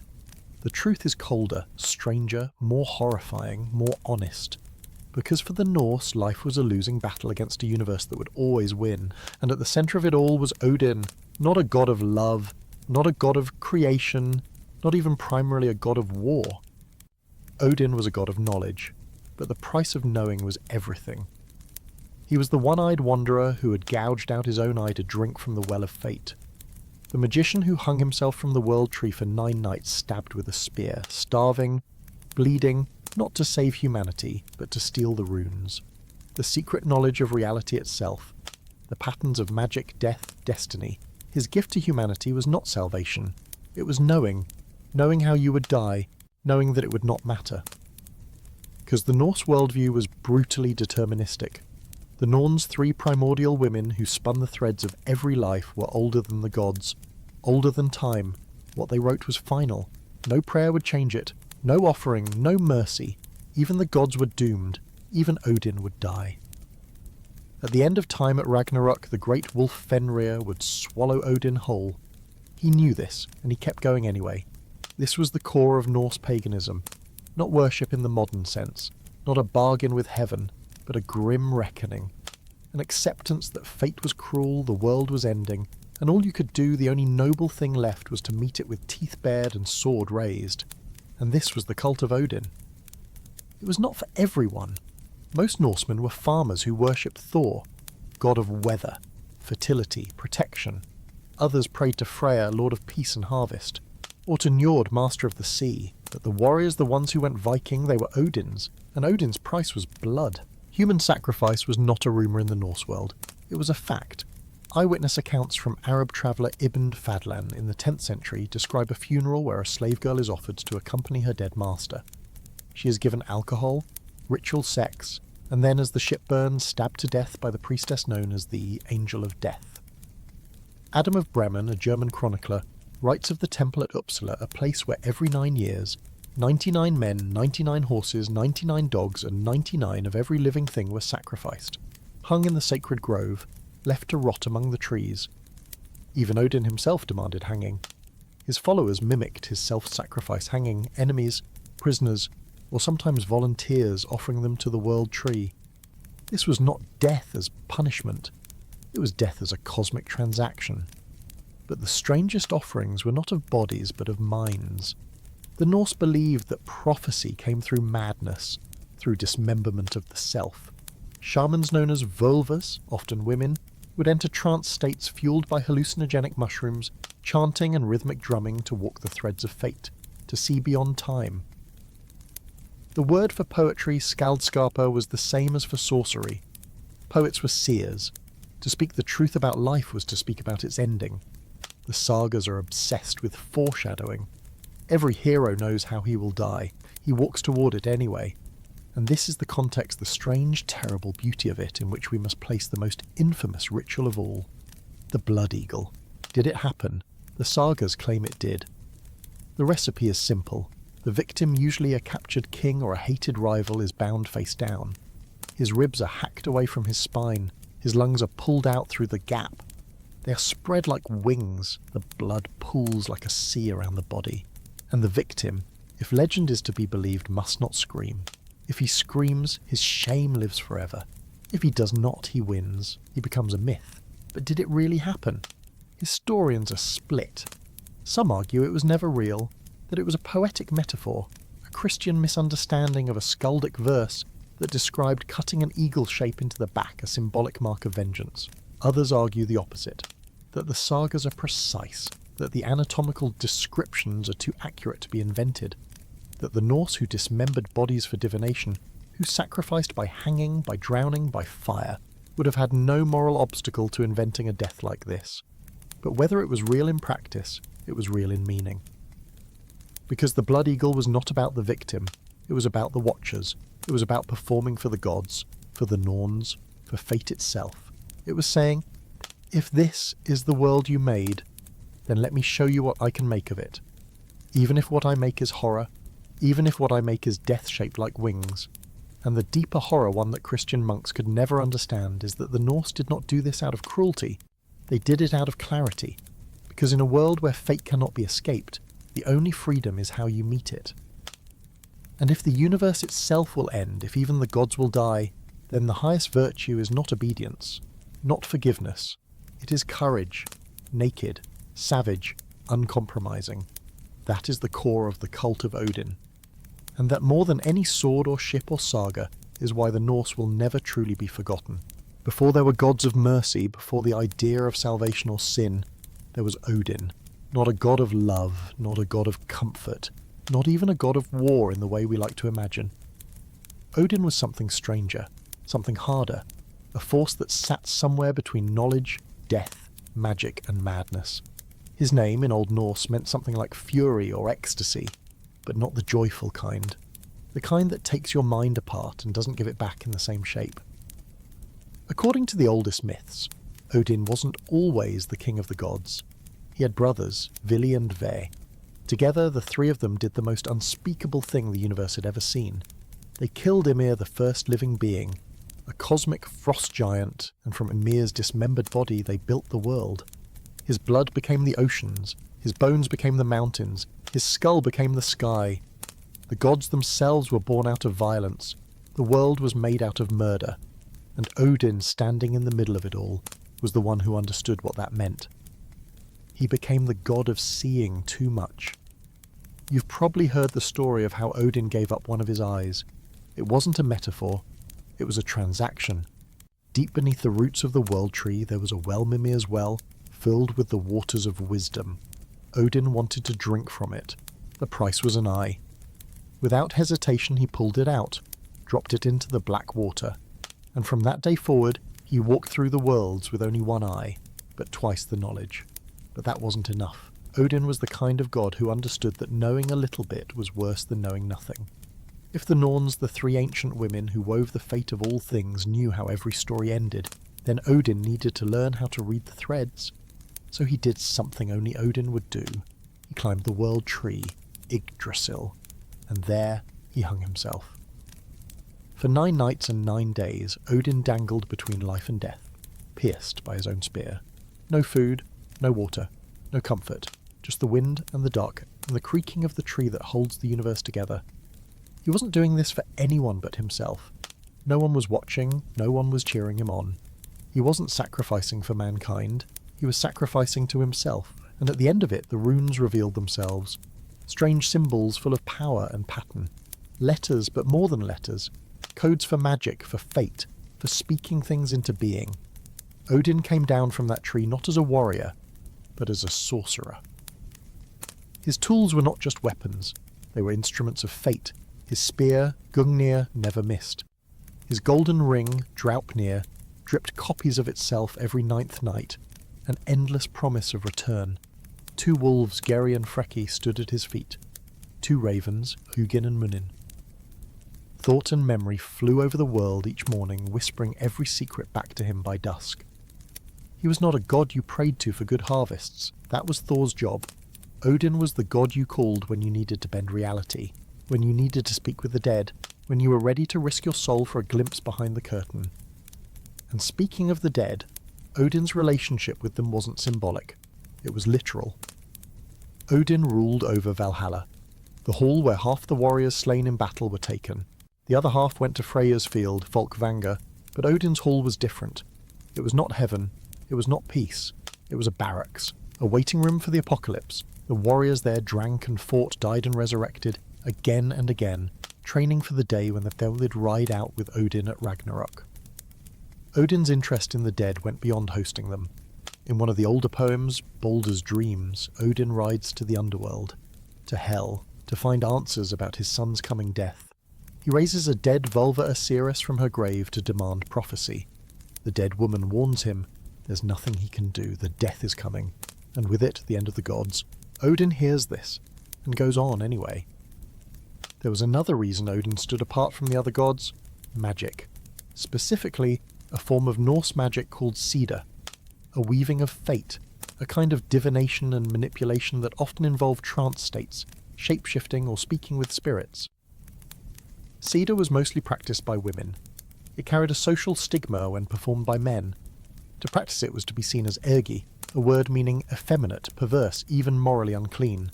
But Odin didn't care, he mastered it anyway. Because for Odin, knowledge mattered more than reputation, more than dignity, even more than his own sense of masculinity.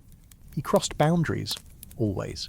He was a necromancer, a shapeshifter, a wanderer, a war god, a poet, a manipulator. And his myths weren't just stories, they were warnings. There's the story of the mead of poetry, how Odin seduced a giantess, tricked a guard, transformed into an eagle, and fled with the magical mead that makes poets out of mortals, and how, on the way back, he let a portion of it spill from his backside, an insult written into the cosmos for bad poets and cheap liars. There's the story of Fenrir, the giant wolf fated to kill him at Ragnarok. Odin knew this. He still participated in the wolf's binding, chaining his own doom into the process. And there's the story of Balder, the beloved god whose death would signal the end times. Odin tried to prevent it, rode to the underworld, made sacrifices, but still fate won. It always does.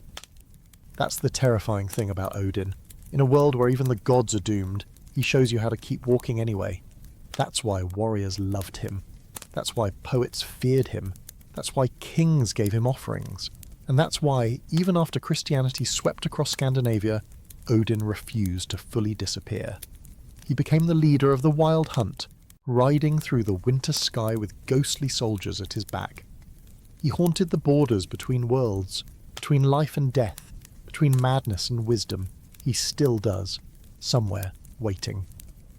Because if Odin taught the Norse anything, it was this. You don't get to win, you only get to choose how you lose, and how loudly you sing while it's happening. In the Norse world, if Odin was the god you whispered to before a hopeless battle, or when casting a dangerous spell, Thor was the one you called when you just wanted the storm to pass, the crops to survive, or the frost giants to kindly stay out of your village. Thor, son of Odin and the earth giantess Fjörgyn, was everything Odin was not. Odin was cunning, distant, manipulative. Thor was blunt, immediate, physical, a god of action. Odin spoke in riddles, Thor spoke with his hammer. His role was simple: defend the world.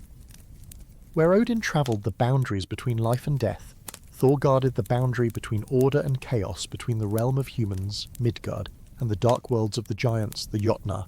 That was Thor's job, not because he was a king, but because he was built for it. He was the strongest of the gods by an unfathomable margin. His hammer, Mjolnir, was more than just a weapon. It was a cosmic tool. It could flatten a mountain with a single blow or bless a newborn child. It was a symbol of destruction and fertility, of violence and community. The story of how he got it is pure Norse comedy. Loki, ever the instigator, cut off the golden hair of Sif, Thor's wife. Furious, Thor threatened to break every bone in Loki's body. To avoid that, Loki went to the dwarves and bribed them into making Sif a new head of gold which would grow like real hair, along with several other gifts for the gods. One of those was Mjolnir, a hammer so powerful it could kill giants in a single strike. but the dwarves made a mistake during its forging thanks to Loki's meddling and the handle came out too short, which is why in most depictions Thor wields the hammer one-handed. Despite the flaw, it was perfect. A weapon that always returned when thrown, a thunderclap in physical form, and Thor would use it constantly. The Norse cosmos was a fragile place, not a peaceful one. The Jotnar, the frost giants, represented entropy, chaos, wild nature untamed, and they were always testing the boundaries, always trying to break through. Without Thor standing at the edge of the world, smashing skulls and sending lightning ripping across the sky, the borders would fall. That was not just a mythological idea, it was a psychological truth. For the Norse, life was a constant battle against forces that wanted to swallow you. Winter, famine, storms, disease, bandits. Everything beyond the farm, the village, the firelight that was the realm of the giants. And Thor was the last line of defence. He lived in a hall called Bilskirnir, the largest building in the cosmos in the realm of Thrudheim. His name literally means thunder. His chariot was pulled by 2 goats, Tangrisnir and Tangnjosta, whose names mean Tooth Grinder and Tooth Gnasher. At the end of a long day of killing giants, Thor could slaughter the goats, eat them for dinner, and then resurrect them the next morning as long as their bones remained intact. This trick shows up in the myths when Thor travels to Midgard, disguised as a mortal, and shares a meal with a poor farmer. The farmer's son, hungry, cracks open one of the goat's bones to suck the marrow. The next morning, the goat comes back to life but crippled. Thor, furious but fair, punishes the boy by taking him and his sister as his servants, but does not kill him. A small glimpse into Thor's personality, wrathful yes, but not cruel. Unlike Odin, who was primarily worshipped by aristocrats, kings and warriors, Thor was the god of ordinary people. Farmers, sailors, craftsmen. His hammer was worn as an amulet, a direct counterpart to the Christian cross. In fact, during the Christianization of Scandinavia, many people were buried with both just in case. Thor's stories almost always follow the same rhythm. A threat appears often a giant with too much pride or too clever a scheme. Thor tries diplomacy for about 10 seconds, then someone insults him, then Mjolnir solves the problem, but not all his tales are simple brawls. There's the time when Thor wakes up and finds his hammer missing. Panicking because without Mjolnir, the world's defences are gone, he confronts Loki, who predictably says, "Yeah, I know who did it." It was Thrym, a frost giant king, who demands the goddess Freyja's hand in marriage in exchange for the hammer's return. Freyja refuses, outright. So the gods come up with a plan. They dress Thor up as Freyja. Veil, bridal dress, jewellery the works. Thor, seething with barely contained rage, has to pretend to be a blushing bride while the giants gloat about their brilliant scheme. At the wedding feast, Thor devours an entire ox, 8 salmon, and several barrels of mead. When the suspicious groom asks why his bride eats like a berserker, Loki, always the wingman, says, "Oh, she's just nervous. Hasn't eaten in 8 days out of excitement." When Thrym finally brings out Mjolnir to bless the wedding, placing it on the bride's lap, Thor grabs it. The veil flies off, the hammer swings, and the entire wedding party of giants is reduced to a fine paste. Problem solved. This story, like so many others, shows Thor's role not just as a warrior, but as a protector of cosmic order, even when the solution is ridiculous. But for all his strength, even Thor cannot stop fate. At Ragnarok, the doom of the gods, Thor will face Jormungandr, the Midgard serpent, a snake so large it circles the earth, biting its own tail. In their final battle, Thor will kill the serpent, striking it down with Mjolnir, but he only manages to take 9 steps away before collapsing dead, poisoned by the serpent's venom. Even the strongest cannot win forever, but that is the point. Thor, like Odin, knows this. Unlike Odin, he doesn't try to cheat it, doesn't try to outsmart it. He simply stands, hammer in hand, doing the chill, keeping the darkness away one smashed skull at a time. And that's why, for the common folk of Scandinavia, the farmers, the sailors, the people living on the edge of wilderness, Thor wasn't just a god. He was hope. Hope that someone, somewhere was holding the line, that no matter how bad the storm was, someone was still willing to throw a hammer at it. If Thor was the defender and Odin the seeker, then Loki was the glitch in the system, the walking exception, the loophole dressed as a man, or sometimes as a woman, or a fish, or a horse, or whatever the moment demanded. Loki was not technically one of the Aesir gods. He was a blood brother to Odin, not a biological one. His father was a Jotun, a giant, one of the primal chaotic forces that the gods were constantly at war with. But Loki was adopted, half in, half out, allowed into the halls of Asgard, given a seat among the gods, but never truly one of them. And that, of course, was the problem. Loki's defining trait wasn't evil, not at first. It was cleverness. He was the fixer, the trickster, the one you called when a problem had no solution.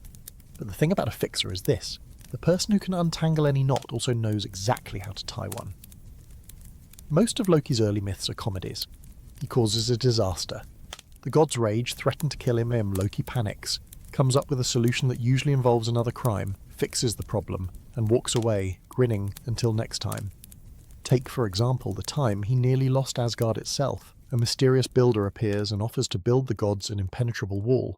The price, the sun, the moon, and the goddess Freya. The gods laugh. Sure, they say, but only if you finish it in one winter, alone. The builder agrees on one condition. He gets to use his horse. The gods shrug. A horse won't help much, except the horse does help. A lot. Turns out it's not just any horse, it's Svadilfari, a stallion of supernatural strength. Day by day, stone by stone, the wall rises faster than anyone thought possible. Suddenly, the gods realize they're about to lose the sun, the moon, and Freya. Everyone looks at Loki. This was your idea. Loki, realizing his life expectancy has just dropped to minutes, comes up with a plan.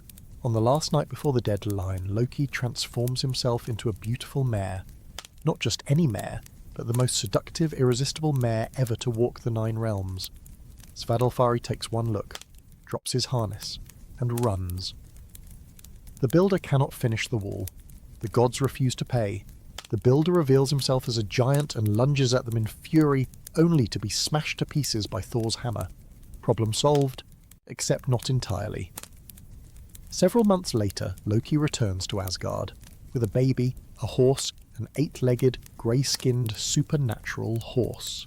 His name is Sleipnir, and he will become Odin's mount, able to ride between worlds, between life and death. And that is the perfect summary of Loki's role. The one who breaks the rules to save the rules, the one who causes the problem and becomes the solution. But over time, something shifts. The pranks get darker, the solutions cause bigger problems, and eventually Loki's chaos tips into something else. There's a line in Norse cosmology that Loki crosses. It comes with the birth of his children, 3 of them, each more terrifying than the last. First, the wolf Fenrir, a beast so powerful that the gods fear it from the moment it is born. They try to raise it in Asgard, but it grows too quickly, stronger than any chain they can forge. Eventually, with trickery, they bind it using Gleipnir, a ribbon made from impossible things. The sound of a cat's footsteps, the roots of a mountain, the breath of a fish. Even then, the wolf bites off the hand of Tyr, the god of law, during the binding. But Fenrir waits. It is prophesied that one day he will break free and devour Odin. Second, Jörmungandr, the Midgard serpent. Cast into the sea that surrounds the world, it grows so large that it circles the earth, biting its own tail. Its fate is tied to Thor. At Ragnarok they will kill each other. And third, Hel, the half-dead queen of the underworld. Her face is human on one side, corpse-like on the other. Odin, horrified, casts her into the land of the dead, where she rules over all those who die of sickness, old age, or misfortune not in battle. These children are not jokes, they are not clever, they are endings. Loki begins to change. The breaking point comes with Balder. Balder, the shining god, beloved by all, destined to die, but no one knows how. His mother, Frigg, travels the worlds and extracts a promise from every object, every creature, every weapon. Swear not to harm Balder.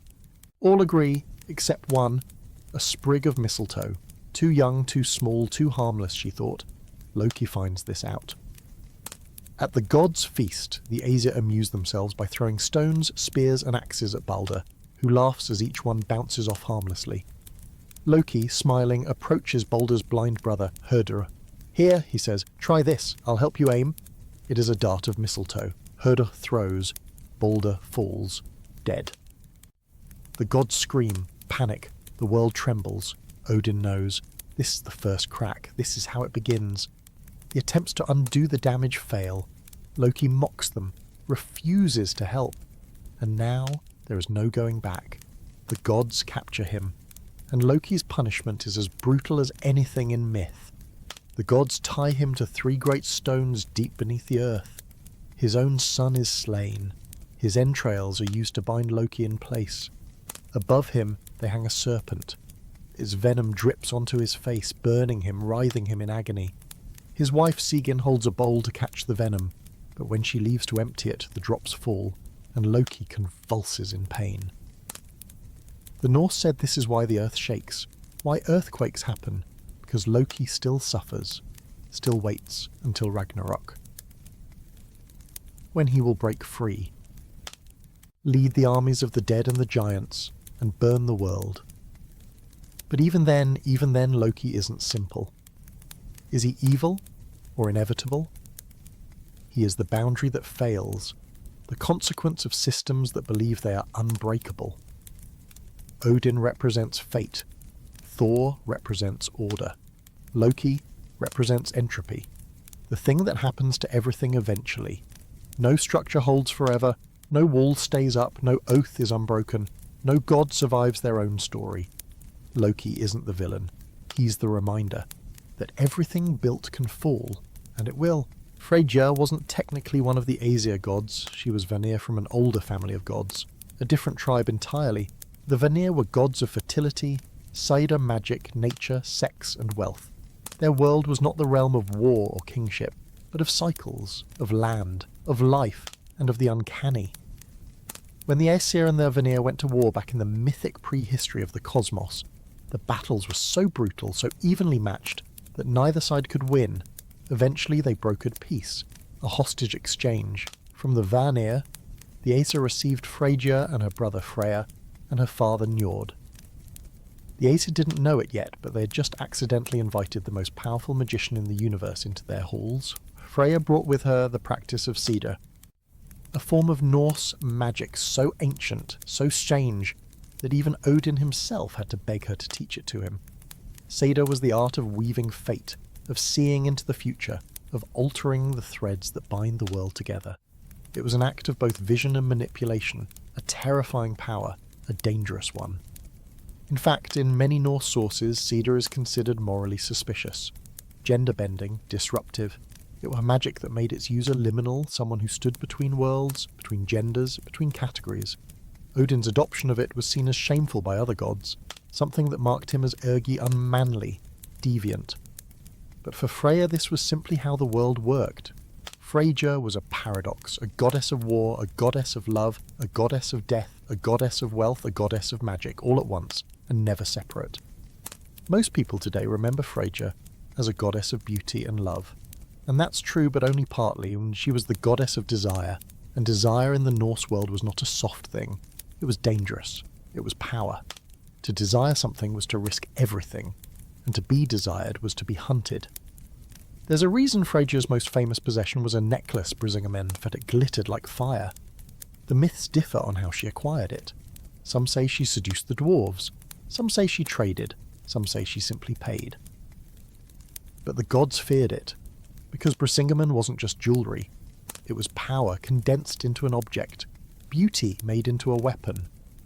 Loki once stole it, Odin once demanded it as payment, but Freya always took it back. And she was more than just the goddess of love, she was also the goddess of the slain. This is the part that surprises most people.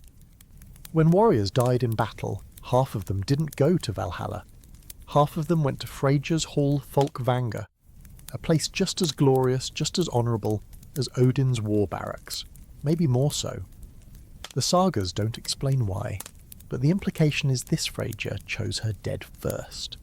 This was not sentimentality, this was sovereignty.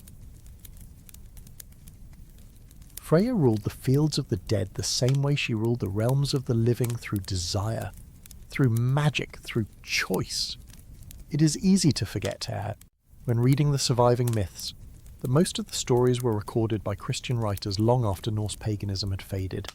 Stories about Freyja were softened, sanitized, or twisted into moral warnings. But look closely and a different Freyja emerges. Freyja cried tears of gold when her husband Oda disappeared. No one knows where he went. Some say he wandered the world. Some say he fled her. Some say he was Odin himself under another name. She searched the worlds for him, crossing the 9 realms, looking, longing. Her grief was alchemical. Her tears became precious metal. Her loss transmuted into wealth. The Norse understood something modern minds forget, that grief and love are the same muscle, that desire is a form of suffering, and that suffering creates value. Freya was that truth made flesh. She was the goddess of sex, yes, but also of death, of beauty, of mourning, of power, of wealth, and of the dangerous bargains that tie them together, and she was a war goddess in her own terrifying way. Freya could ride into battle on a chariot pulled by cats. Not metaphorical cats, literal ones, giant, spectral, otherworldly cats. Because if you think love is gentle, you've never seen what love looks like when it's betrayed. She was invoked for both marriage and murder, for fertility and for victory. Unlike Thor or Odin, she did not wield a hammer or a spear. Her weapon was desire itself. Her battlefield was the web of fate, the negotiation, the enchantment, the quiet bargain that decides who lives, who dies, and who thrives. But there is one more layer. One final strangeness. Freya, the myths say, was also a shapeshifter. She owned a cloak of falcon feathers with it. She could fly between worlds, between realities. She could cross the boundary between the dead and the living, between the gods and the giants, between the known and the unknown. That cloak appears again and again in the myths. When Loki needed to fly to the land of the giants to solve some crisis of his own making, he borrowed it with her permission. That was Freyja's power. She was not only a goddess of magic, she was the magic that made the world coherent, the connective tissue, the thing that made the boundaries negotiable, the force that made the impossible possible. And yet, Freya, for all her power, is one of the few gods whose death is never described in the myths. At Ragnarok we know that Odin falls, that Thor falls, that Loki falls, but Freya's fate is left unwritten. Perhaps the seeresses who sang the end of the world simply refused to speak it, or perhaps because even death doesn't know how to claim her. Ragnarok. The word itself sounds like breaking glass, like splintered shields and cracked tree roots. It comes from Old Norse, Ragnarökr, meaning the fate of the gods or the twilight of the powers. Not necessarily the end of the world, but the end of this version of it. The Norse didn't believe in final endings the way modern apocalyptic myths do.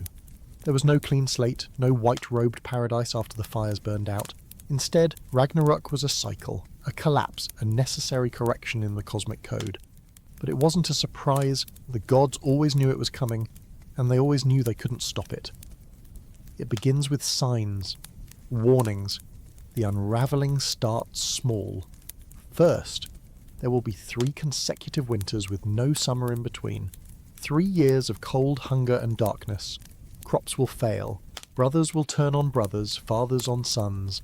The social order will break. No king will hold his throne. No farm will yield a harvest.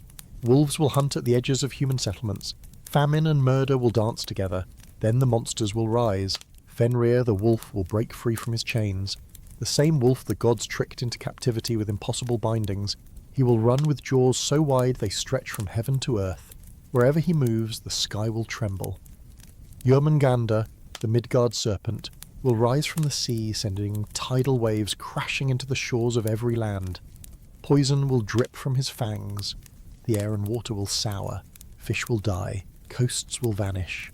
From the land of the dead, Hel will send forth her legions. Ships made from the fingernails of the dead will sail from Helheim, carrying armies of corpses and giants. Even Loki, still bound, still burning with venom from the snake above him, will break free from his subterranean prison. The earthquake that shatters his bonds will signal the opening move of the final war. On the eastern horizon, the fire giants of Muspelheim will march, led by Surtur, the primordial force of fire. With his flaming sword, Surtur will scorch the earth as he walks. The Bifrost, the rainbow bridge that connects Asgard to the human world, will shatter under their feet, and at the head of it all Loki, smiling. The gods will rally. They always knew this day would come. Odin will mount Sleipnir, his 8-legged horse, and ride to consult the head of Mimir for final counsel. he will gather his Einarjar warriors from Valhalla, men chosen from the dead to fight at his side. Thor will lift Mjolnir, knowing he will never see another sunrise. Freyja will lead her chosen dead from Folkvanger. Freyr, god of harvest and peace, will march into battle weaponless, having long ago traded away his magic sword in a short-sighted bargain of love. Tyr, the god of law and war, will square off against Garm, the monstrous hound of hell. Even Heimdall, the watchman of the gods, will blow his great horn, the Gjallarhorn, calling all realms to witness the end. The gods will meet their enemies on the plains of Vigrid, a battlefield spanning 100 leagues in every direction. There will be no parley, no diplomacy, only war. The deaths will be immediate and poetic. Odin will confront Fenrir, the All-Father, the one who spent eternity gathering knowledge, sacrificing eyes, seeking wisdom, will be devoured by the same wolf he once feared enough to chain. Thor will finally slay Jörmungandr, hammering the serpent until it lies broken and still. But after walking only 9 steps, Thor too will collapse, poisoned beyond cure. Freyr will fall to Surtur, unable to defend himself without the sword he once traded away. Tyr and Garm will kill each other. Heimdall and Loki likewise. The sky will go black. The stars will vanish. The sun and moon, hunted down by their pursuing wolves, Skjold and Hati, will be caught and swallowed. The earth itself will sink beneath the waves. Mountains will crumble. Forests will burn. The oceans will boil. And in the final act, Surtur will fling fire across the 9 worlds, reducing everything gods, men, giants, monsters to ash. And then silence. The Norse did not imagine this silence as a void of nothingness. It was more like the silence after a funeral pyre, smoke rising, embers cooling, and then something new. Because Ragnarok was not just an ending, it was a reset. Out of the sea, the earth will rise again green and reborn. Rivers will run, crops will grow, the sun will reappear, reborn from the daughter of the sun who escaped into the future before the devouring. 2 human survivors, Leif and Lifthrasir, will emerge from a forest called Hod Mimis Holt, where they hid during the chaos. They will repopulate the world. A few gods will survive as well. Baldur, the murdered god of light, will return from the underworld. His blind brother Hördur will walk beside him, forgiven. Thor's sons, Magni and Modi, will inherit Mjolnir. They will carry their father's strength forward. Even Vidar and Vali, sons of Odin, will survive, stepping out of the wreckage to begin again. There will be no paradise, no eternal peace, but life will resume, as it always does. And that is the terrible, beautiful truth of Ragnarok. It is not a Christian-style apocalypse. It is not a morality play where the righteous are saved and the wicked punished. It is not a binary fight between good and evil. It is entropy, cosmic physics. The Norse saw it coming, accepted it, and chose to fight anyway, to live knowing that death would come, to love knowing that everything loved would vanish, to stand, hammer raised, sword drawn, breath held, not to escape fate, but to meet it on their feet. Swinging. And that is why Ragnarok is more than just a story. It's a worldview, a way to exist inside a doomed system and still care enough to defend it. Until the bitter, burning, beautiful end. Valhalla. The word alone feels heavy, old, saturated with the smell of blood, wood smoke and iron. In Old Norse, it means the Hall of the Slain, a place where dead warriors drink, fight, and wait for a war that will never end until it truly ends. But Valhalla wasn't heaven, not in the way modern audiences might imagine. It wasn't peaceful, it wasn't a reward for moral virtue, it wasn't about being a good person, it was about dying the right way. To enter Valhalla, you had to die in battle, not just in any battle, in heroic battle, with your weapon in your hand, your blood still hot, your will still defiant. No sickness, no cowardice, no quiet endings, only death by violence. And even then, entry wasn't guaranteed, because the Norse believed that every warrior killed in battle was first judged and then divided. Half went to Valhalla, the other half went to Folkvanger, Freya's field of the fallen. And the gods they got to choose. The chooser was Odin, or more precisely his shield maidens of fate, the Valkyries. The Valkyries weren't winged angels. They weren't soft, glowing maidens with flowing Hesse hair and flower crowns. They were battle spirits, choosers of the slain. Their name literally means chooser of the fallen. To the Norse, Valkyries were terrifying and sacred. They rode through the battlefield on horseback. They carried spears, wore armour. In some stories, they could shape the outcome of battles themselves, causing arrows to miss or making swords land their mark. When a warrior fell, it wasn't random who lived and who died. The Valkyries chose, not always for reasons mortals could understand. The poet said that sometimes, before a battle, warriors would look up and see strange women standing on the air above the field, watching, waiting, sometimes weaving with entrails for thread, sometimes riding wolves, sometimes drinking blood from skulls. If you saw them, your fate was already decided, but for those the Valkyries marked, the ride to Valhalla was next. Imagine this: you die with your axe raised, your shield splintered, your breath cut short, and in that moment you wake again, not on the battlefield, but galloping through the sky, the Valkyries lifting you away, you arrive at Valhalla, and it's nothing like a church, nothing like paradise. It's a long, endless hall with a roof made of golden shields, spears for rafters, the benches lined with warriors, all of them laughing, drinking, shouting, singing, and eating. Every day the god's cook, Andhrimnir, slaughters the same magical beast, the boar Sahrimnir, who is cooked in a massive cauldron and served to the warriors. Every night the boar resurrects, ready to be cooked again the next day. To drink they're served mead, not from a brewery but from a goat. Heidrun, the goat of Valhalla, feeds on the branches of the world tree and produces endless streams of sweet mead from her udders.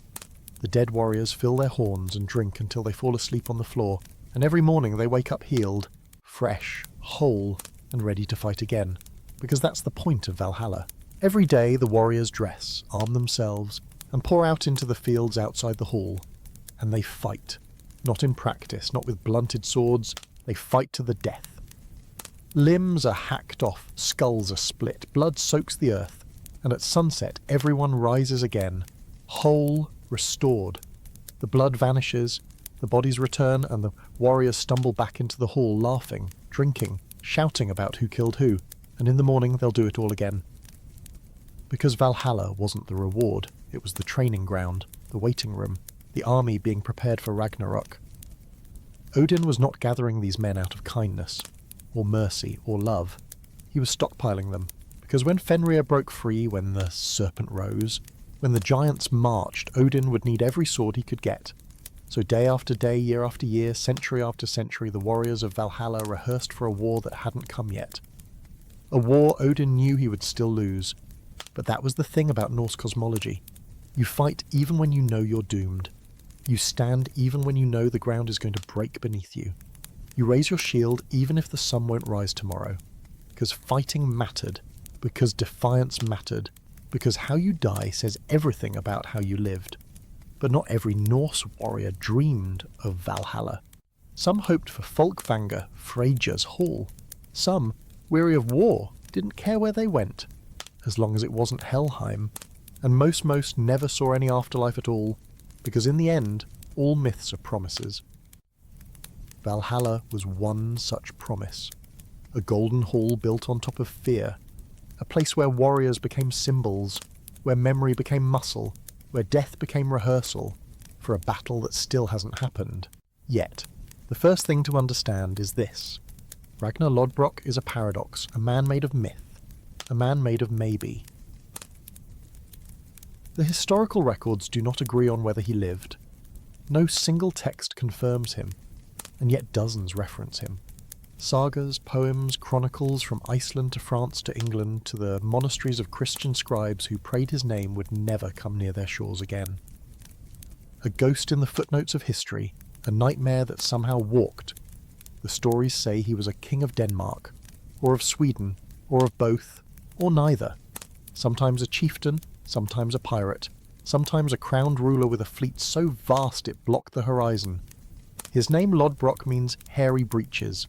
According to the sagas, he earned this charming title after slaying a giant serpent to win the hand of his first wife, Thora Borgarjotr.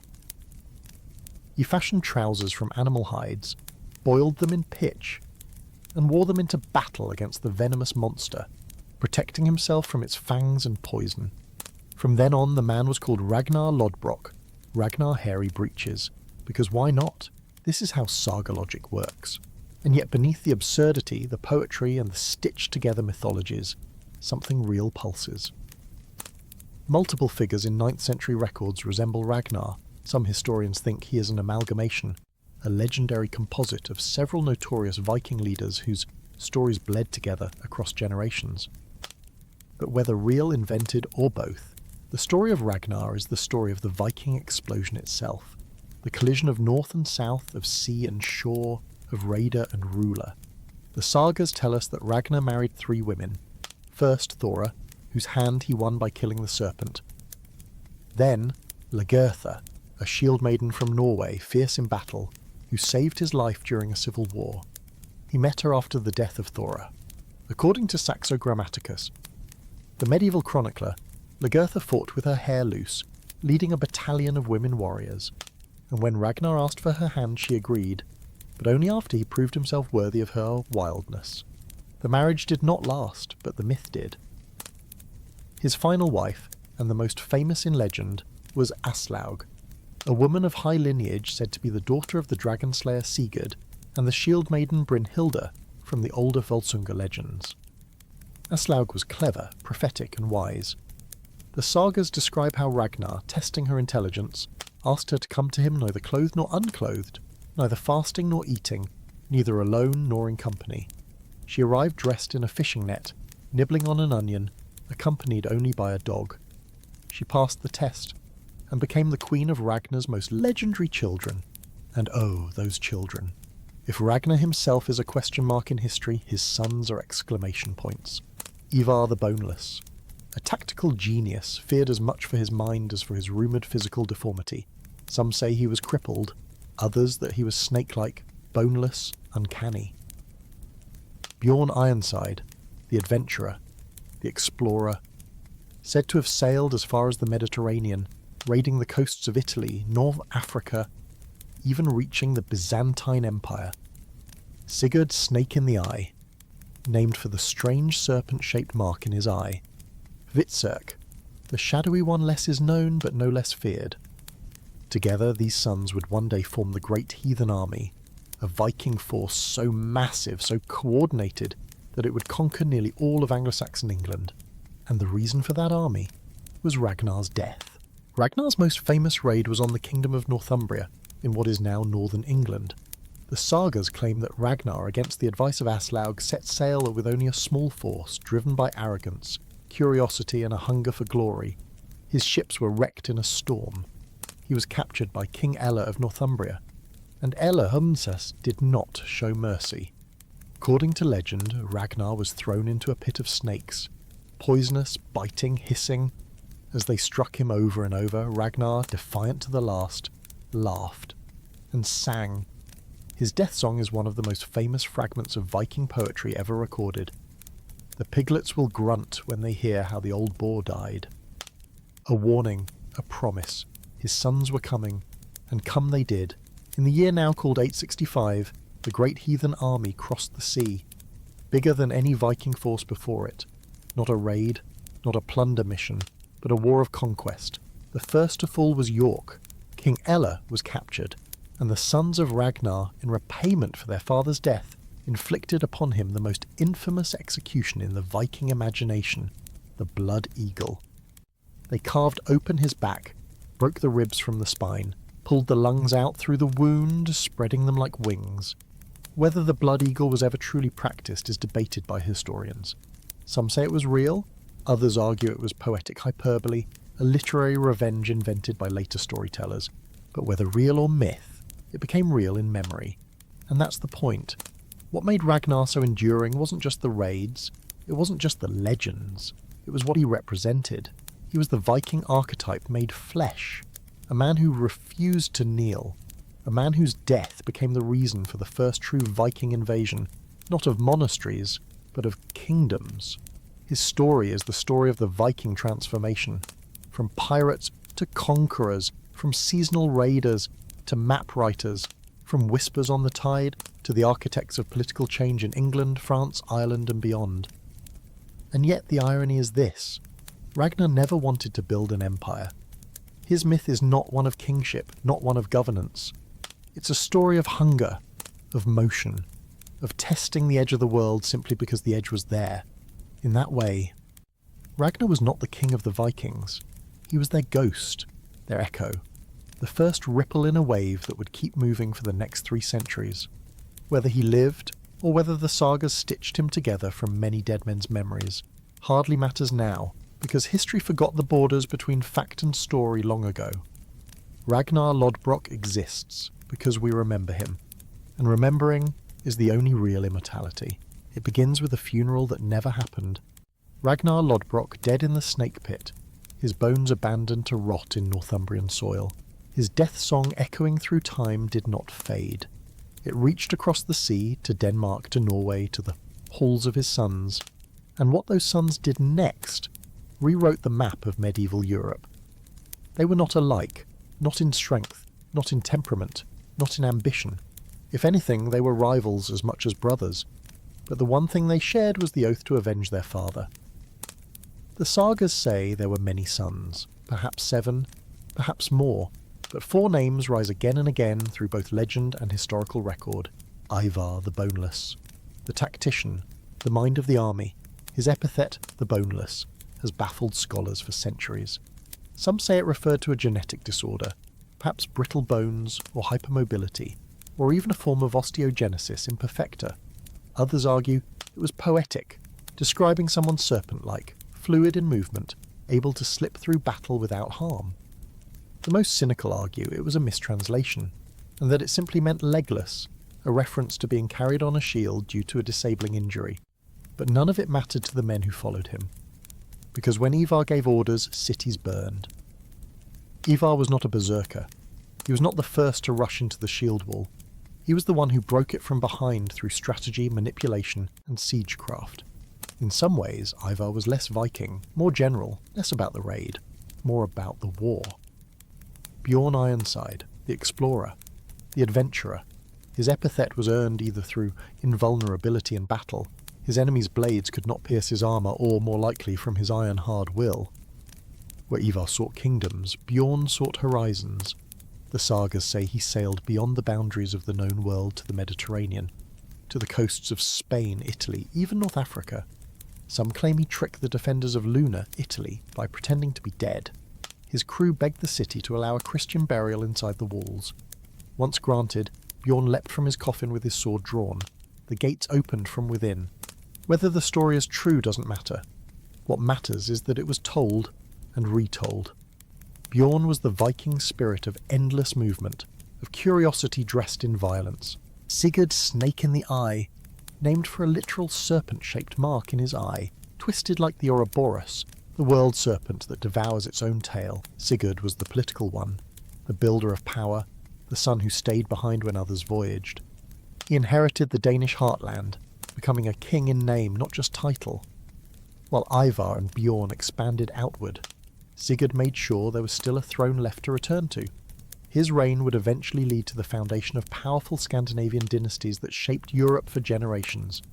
Hvitserk, the shadow among the famous, less is known. The sagas split him in strange ways, sometimes describing him as a brother, other times as a nickname for one of the others, perhaps even for Bjorn himself. But the most common thread holds that Hvitserk joined his brothers in the campaigns against the Franks and the Slavs. One story says that after being captured during an ill-fated campaign, he was executed by being burned alive on a pyre of human skulls. Whether true or symbolic, it tells you what mattered. In the Viking world, even the way you died was a kind of poetry. Together, they orchestrated one of the most terrifying military campaigns the British Isles had ever seen, the arrival of the Great Heathen Army in the year now called 865. But this was no mindless raid. This was systematic. The army first landed in East Anglia. The local king, Edmund, chose to pay them tribute rather than fight. Ivar accepted the payment. But he wasn't there for gold. He was there to establish control. From East Anglia, the army moved north to York, then a major trading hub. They captured it, fortified it, made it their own, and then they hunted King Ella. When Ella was captured, the sagas say the brothers performed the infamous Blood Eagle, cutting open his back, breaking his ribs outward and pulling out the lungs to make them look like wings. Some scholars dispute whether this ritual execution ever truly occurred. But one thing is clear, the Anglo-Saxon chroniclers believed it, and belief shapes reality. But the great heathen army didn't stop. They marched south. They shattered kingdoms. Northumbria, Mercia, East Anglia, Wessex. Each was targeted, tested, pushed to the brink. Only Wessex under Alfred the Great would ultimately survive, barely, and even then only through a brutal campaign of guerrilla warfare, fort construction, and cultural resilience that would one day become the foundation of England itself. But the sons of Ragnar didn't just fight in England. Bjorn turned toward the west and the south into the Mediterranean. His ships reached as far as Sicily. He raided the coasts of North Africa. He fought against Muslim fleets, Byzantine cities, and Christian kingdoms. His was a piracy of scale the world had never seen before. Ivar moved east, into Ireland, into Scotland, into the Fraxius kingdoms where Viking warbands had already begun to carve out petty kingdoms. Dublin became a Norse stronghold, a slave market, a pirate republic, and then something more, a multicultural city of Norse, Gaelic, and slave populations living in tension and transaction. Sigurd fortified Scandinavia itself. He ruled, managed, ensured that the machine of war could still produce ships, warriors, and gold. Hvitserk fought in the east. Some stories say he raided as far as Kiev and the lands of the Rus. But here is the dark truth the sagas do not say outright. The sons of Ragnar were not a family in the sense we might imagine. They were a dynasty, a fracturing web of ambition, betrayal, and divergent dreams. Some sought glory, some sought power, some sought the edge of the world, and when the dust settled, most of them died violently, or vanished from the record. Ivar, despite his cunning, likely died childless, his nickname Boneless interpreted by some as a euphemism for impotence. Bjorn's line went on. His descendants became kings in Sweden. Sigurd's descendants became the royal line of Denmark. Hvitserk disappears. But their legacy was never about personal survival. It was about the transformation of the Viking world, from raiders into settlers into kings. The Danelaw, Normandy, Dublin, York, Kiev, Iceland, Greenland, even the short-lived Vinland in North America. These were not isolated dots. They were threads in the web the sons of Ragnar helped spin, a web made of violence, of trade, of marriage, of memory, and in that web you can still hear Ragnar's death song. The piglets will grunt when they hear how the old boar died. And grunt they did, and the world was never the same. The sons of Ragnar had carved their vengeance deep into the British Isles. But once the great heathen army fractured, the Viking Age entered a new chapter. No longer were these isolated raids by seasonal warbands. The Viking world had tasted empire, and it wanted more. In England, the lands conquered by the sons of Ragnar became known as the Danelaw, a region where Norse law, Norse language, and Norse customs governed daily life. Cities like York became Viking strongholds. Markets bustled with silver from Baghdad, furs from Sweden, slaves from Ireland, and wine from Francia. A strange hybrid culture emerged where Anglo-Saxon and Norse intermarried, shared languages, and wove a new identity from both. But the Danelaw was not the only Viking kingdom. To the west, the Norse seized Dublin, Waterford, Limerick, Cork and Wexford, turning Ireland into a patchwork of Viking cities. Dublin in particular became infamous as one of the largest slave markets in the Western world. The Irish resisted, sometimes successfully, sometimes not. But the Norse weren't just raiders anymore, they were also traders, kings, landlords. Further east, the Swedish Vikings, known as the Ruts, pressed deep into the river systems of Eastern Europe. They founded Novgorod, then Kiev. They struck trade deals with the Byzantine Empire, and even stormed the gates of Constantinople multiple times, only to end up, ironically, being hired as the Byzantine Emperor's personal bodyguard, the infamous Varangian Guard. 6-foot-tall, blonde-haired Northmen wielding battle axes, protecting the very civilization they once tried to sack. But perhaps the most surreal Viking transformation happened in the heart of Francia. In the year now called 911, a Viking warlord named Rollo laid siege to Paris. By this point the Franks were exhausted. They had spent the better part of a century paying Viking armies to leave, to stop, to go away. But Rollo didn't go away, so King Charles the Simple did something radical. He offered Rollo a deal: land. Specifically a large chunk of northern France. In exchange, Rollo would defend the coast against other Vikings. He would convert to Christianity. He would become, legally and officially, a Duke of Francia. Rollo accepted, sort of. The legend goes that when asked to kiss the king's foot in submission, Rollo refused. Instead, he ordered one of his men to do it. The man grabbed the king's foot and yanked it so hard the king fell backward. Diplomacy Viking style. The land Rollo received became Normandy, the land of the Northmen. Within 2 generations, these Vikings were speaking French, building castles, and preparing for one of the most consequential invasions in history. Because in the year 1066, a descendant of Rollo, a man named William the Conqueror, sailed across the English Channel and seized the English crown at the Battle of Hastings. A Viking, on the throne of England. The echo of Ragnar was still ringing. Meanwhile, in the icy Atlantic, the Viking diaspora pushed west. Iceland had already become a Norse republic, governed by the Althings, one of the world's oldest parliaments. Greenland followed. Colonised by Eric the Red, a man so charming he convinced hundreds of people to settle a frozen wasteland by calling it Greenland, and then came Vinland. Around the year 1000, Leif Erikson, son of Eric the Red, sailed further west and reached North America. The sagas say they found wild grapes, fertile lands, and strange people they called the Skraelings, likely the ancestors of modern Inuit or First Nations peoples. But Vinland did not last. The Norse could not hold it. Whether from distance, internal conflict, or war with the indigenous peoples, the settlement was abandoned. The dream of a Viking America faded into myth. And yet the ruins still stand in Newfoundland today, a quiet, stubborn testament to how far the Norse pushed the edge of the known world. Back in Scandinavia, the Viking world was beginning to fracture not because they failed, but because they succeeded.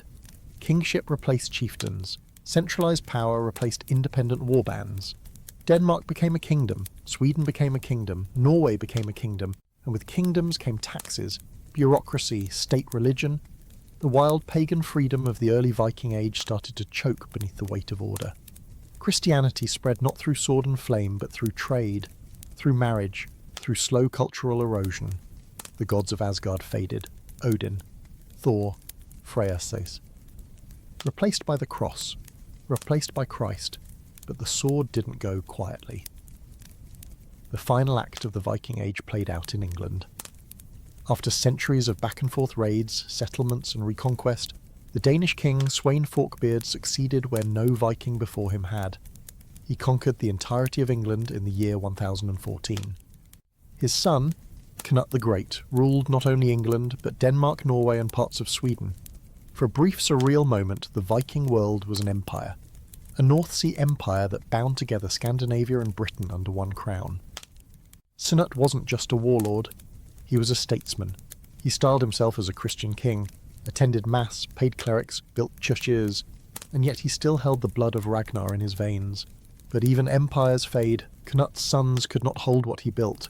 Internal conflicts and the growing power of rival kingdoms, especially the Normans, fractured the empire. By the mid-11th century, the last Viking king of England was defeated. And then came Hastings, William the Conqueror, a Viking by blood, a Frenchman by culture. He crossed the sea and ended Anglo-Saxon England forever. But even that was not the end. Vikings had long since stopped being just Norse. They were now Normans, Russ, Icelanders, Irish Norse. They were traders in Baghdad, bodyguards in Byzantium, kings in Dublin, farmers in Greenland, poets in Iceland. The Viking world never really ended. It dissolved. It evolved. It became us. Because the greatest Viking raid of all wasn't about silver, or slaves, or land. It was a raid on history itself, a theft of memory, a conquest of narrative. The Vikings did not vanish. They became legend, and legend never dies.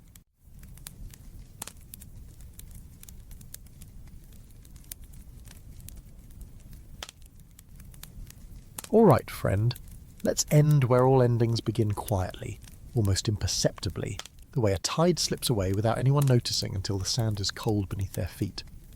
This is the story of how the Vikings disappeared, or perhaps more accurately, how they never really did. The myth always ends the same way. The sails vanish from the horizon, the raids stop, the longships are dragged ashore and left to rot in the grass. The world forgets, or pretends to. It's a comforting story, the idea that the Vikings were a chapter with a clean ending. But real endings are never clean, and the Viking Age didn't die, it dissolved. It unravelled slowly, not into ruin, but into transformation.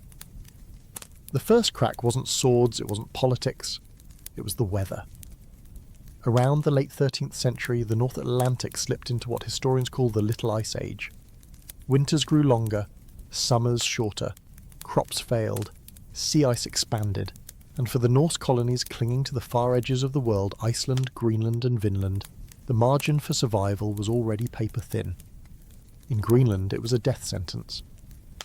Eric the Red's great gamble had always been a fragile lie. Greenland was never green, not really.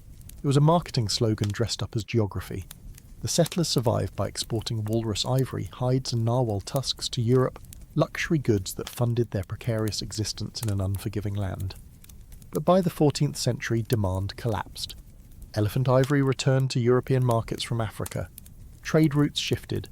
The ships came less often, then they stopped coming entirely. The last written record from the Greenland Norse is from the year 1415, a church wedding. After that, nothing. No more ships, no more letters, no more news. Archaeologists would later find the bones, not piled in mass graves, not hacked apart by the enemies. No, they were found beneath abandoned farmhouses, beneath collapsed roofs, the cattle pens empty, the tools rusted exactly where they had been left. People didn't flee, they didn't fight, they stayed until the very end, and then the ice took them. But Greenland was just the outer edge. The rest of the Viking world wasn't buried in snow, it was buried in something quieter. Bureaucracy, borders, tax codes, churches. The Viking world collapsed because it succeeded. The moment you settle, you change. The sons of Ragnar had wanted land, they got it. But land comes with neighbours, with borders, with rulers. The Norse who settled in England became part of the Danelaw, until the Danelaw became part of England. The Norse in Normandy became Normans, and the Normans became indistinguishable from the Franks until they conquered England and made the Anglo-Norman identity the foundation of modern Britain. The Rus turned their longships into river towns into principalities, principalities into kingdoms, until they were no longer Vikings, they were Russians, Ukrainians, Belarusians, still bearing the fossil of the name Rus but speaking Slavic tongues, worshipping Orthodox saints, fighting wars in the name of crowns rather than gods. Even Iceland, the stubborn republic, eventually bent to the same gravity. Internal feuds escalated, the chieftain families grew too powerful. In the year 1262, the Free State collapsed, and Iceland voluntarily entered into a union with the Norwegian crown. It was the beginning of the end. The raids had already ended long before. The golden age of pillaging was not endless. By the 11th century, Europe had armoured itself. Fortified harbours, stone castles, standing navies. The soft underbelly that the first Viking raiders had exploited monasteries left undefended. Coastal towns too poor to wall themselves no longer existed. A monastery that had been burned in 800 would, by 1100, have walls, garrisons, and a bishop with political teeth sharper than any sword. The easy targets were gone, and with them went the economic incentive for raiding. It wasn't a moral shift, it was math. There were better ways to get rich. Some say it was Christianity that ended the Viking world. That's a partial truth. It is true that when the Norse adopted Christianity slowly, reluctantly, often cynically, the old pagan glue that bound the Viking identity began to dissolve. The raiding cult, the warrior cosmology of Odin and Valhalla, the bloody sacrifice of animals and sometimes men, these rituals had stitched Viking society together. A shared language, a shared contract with the gods. But as churches rose where pagan groves had stood, as baptism replaced blood, that contract frayed, and with it, the idea of being a Viking itself. Because Viking was never an ethnicity, never a nation. It was a kul, a verb. To go Viking was to take to the sea in search of wealth. If wealth could now be made by trade, by law, by marriage, then there was no need to risk your skull on a foreign shore. The sails came down, the swords went quiet, but disappearance is not death. The Norse did not vanish, they were absorbed. In every place they had touched, something remained. The English language half built from Norse words: window, sky, knife, die, law. The Russian name itself, Rus, a fossil of Swedish Vikings rowing the river highways. The legal traditions of Normandy, of Iceland, of Dublin, shaped by Norse customs long after the last longship had rotted into peat. Even the genetic echoes. Modern DNA studies show that significant percentages of the populations of England, Ireland, Scotland, and parts of France still carry Scandinavian markers, not invaders, not foreigners, grandparents. And then there's the memory. The strangest survival of all. Because long after the real Vikings were gone, a second Viking age was born not of sails, but of stories. In the Romantic era of the 19th century, artists, poets, and historians in Britain, Scandinavia, and Germany resurrected the Viking as a symbol, a fantasy, a weapon. The image of the horned, helmeted barbarian, the heroic seafarer, the wild pagan. These were inventions, projections of modern anxieties about masculinity, nationalism, and the frontier. Writers romanticized the Viking sagas. Architects built Neo-Norse halls. Nationalists in Scandinavia invoked the Vikings as symbols of their pure ancient bloodlines, often conveniently forgetting the inconvenient parts about multiculturalism, slavery, and intermarriage. Even the Nazis would later twist Viking symbols into banners of racial mythology. 1,000 years after the real Viking world had ended, the myth was more alive than ever, a ghost wearing a horned helmet. But the truth is quieter, stranger, and more human. The Vikings disappeared the same way most things disappear. Not in fire, not in war, but in paperwork, in marriage contracts, in tax codes, in the slow, inexorable pull of the mundane. A farm instead of a raid, a church instead of a ship burial, a crown instead of a helm. They did not die. They became everyone else. And yet, if you listen closely in the place names, in the language, in the echoes of lore and story, the sails are still out there, fading into the mist, but never quite gone. And that, friend, is the end of the story, or perhaps just the end of the chapter. Because the pattern that repeats always has one more cycle left in it.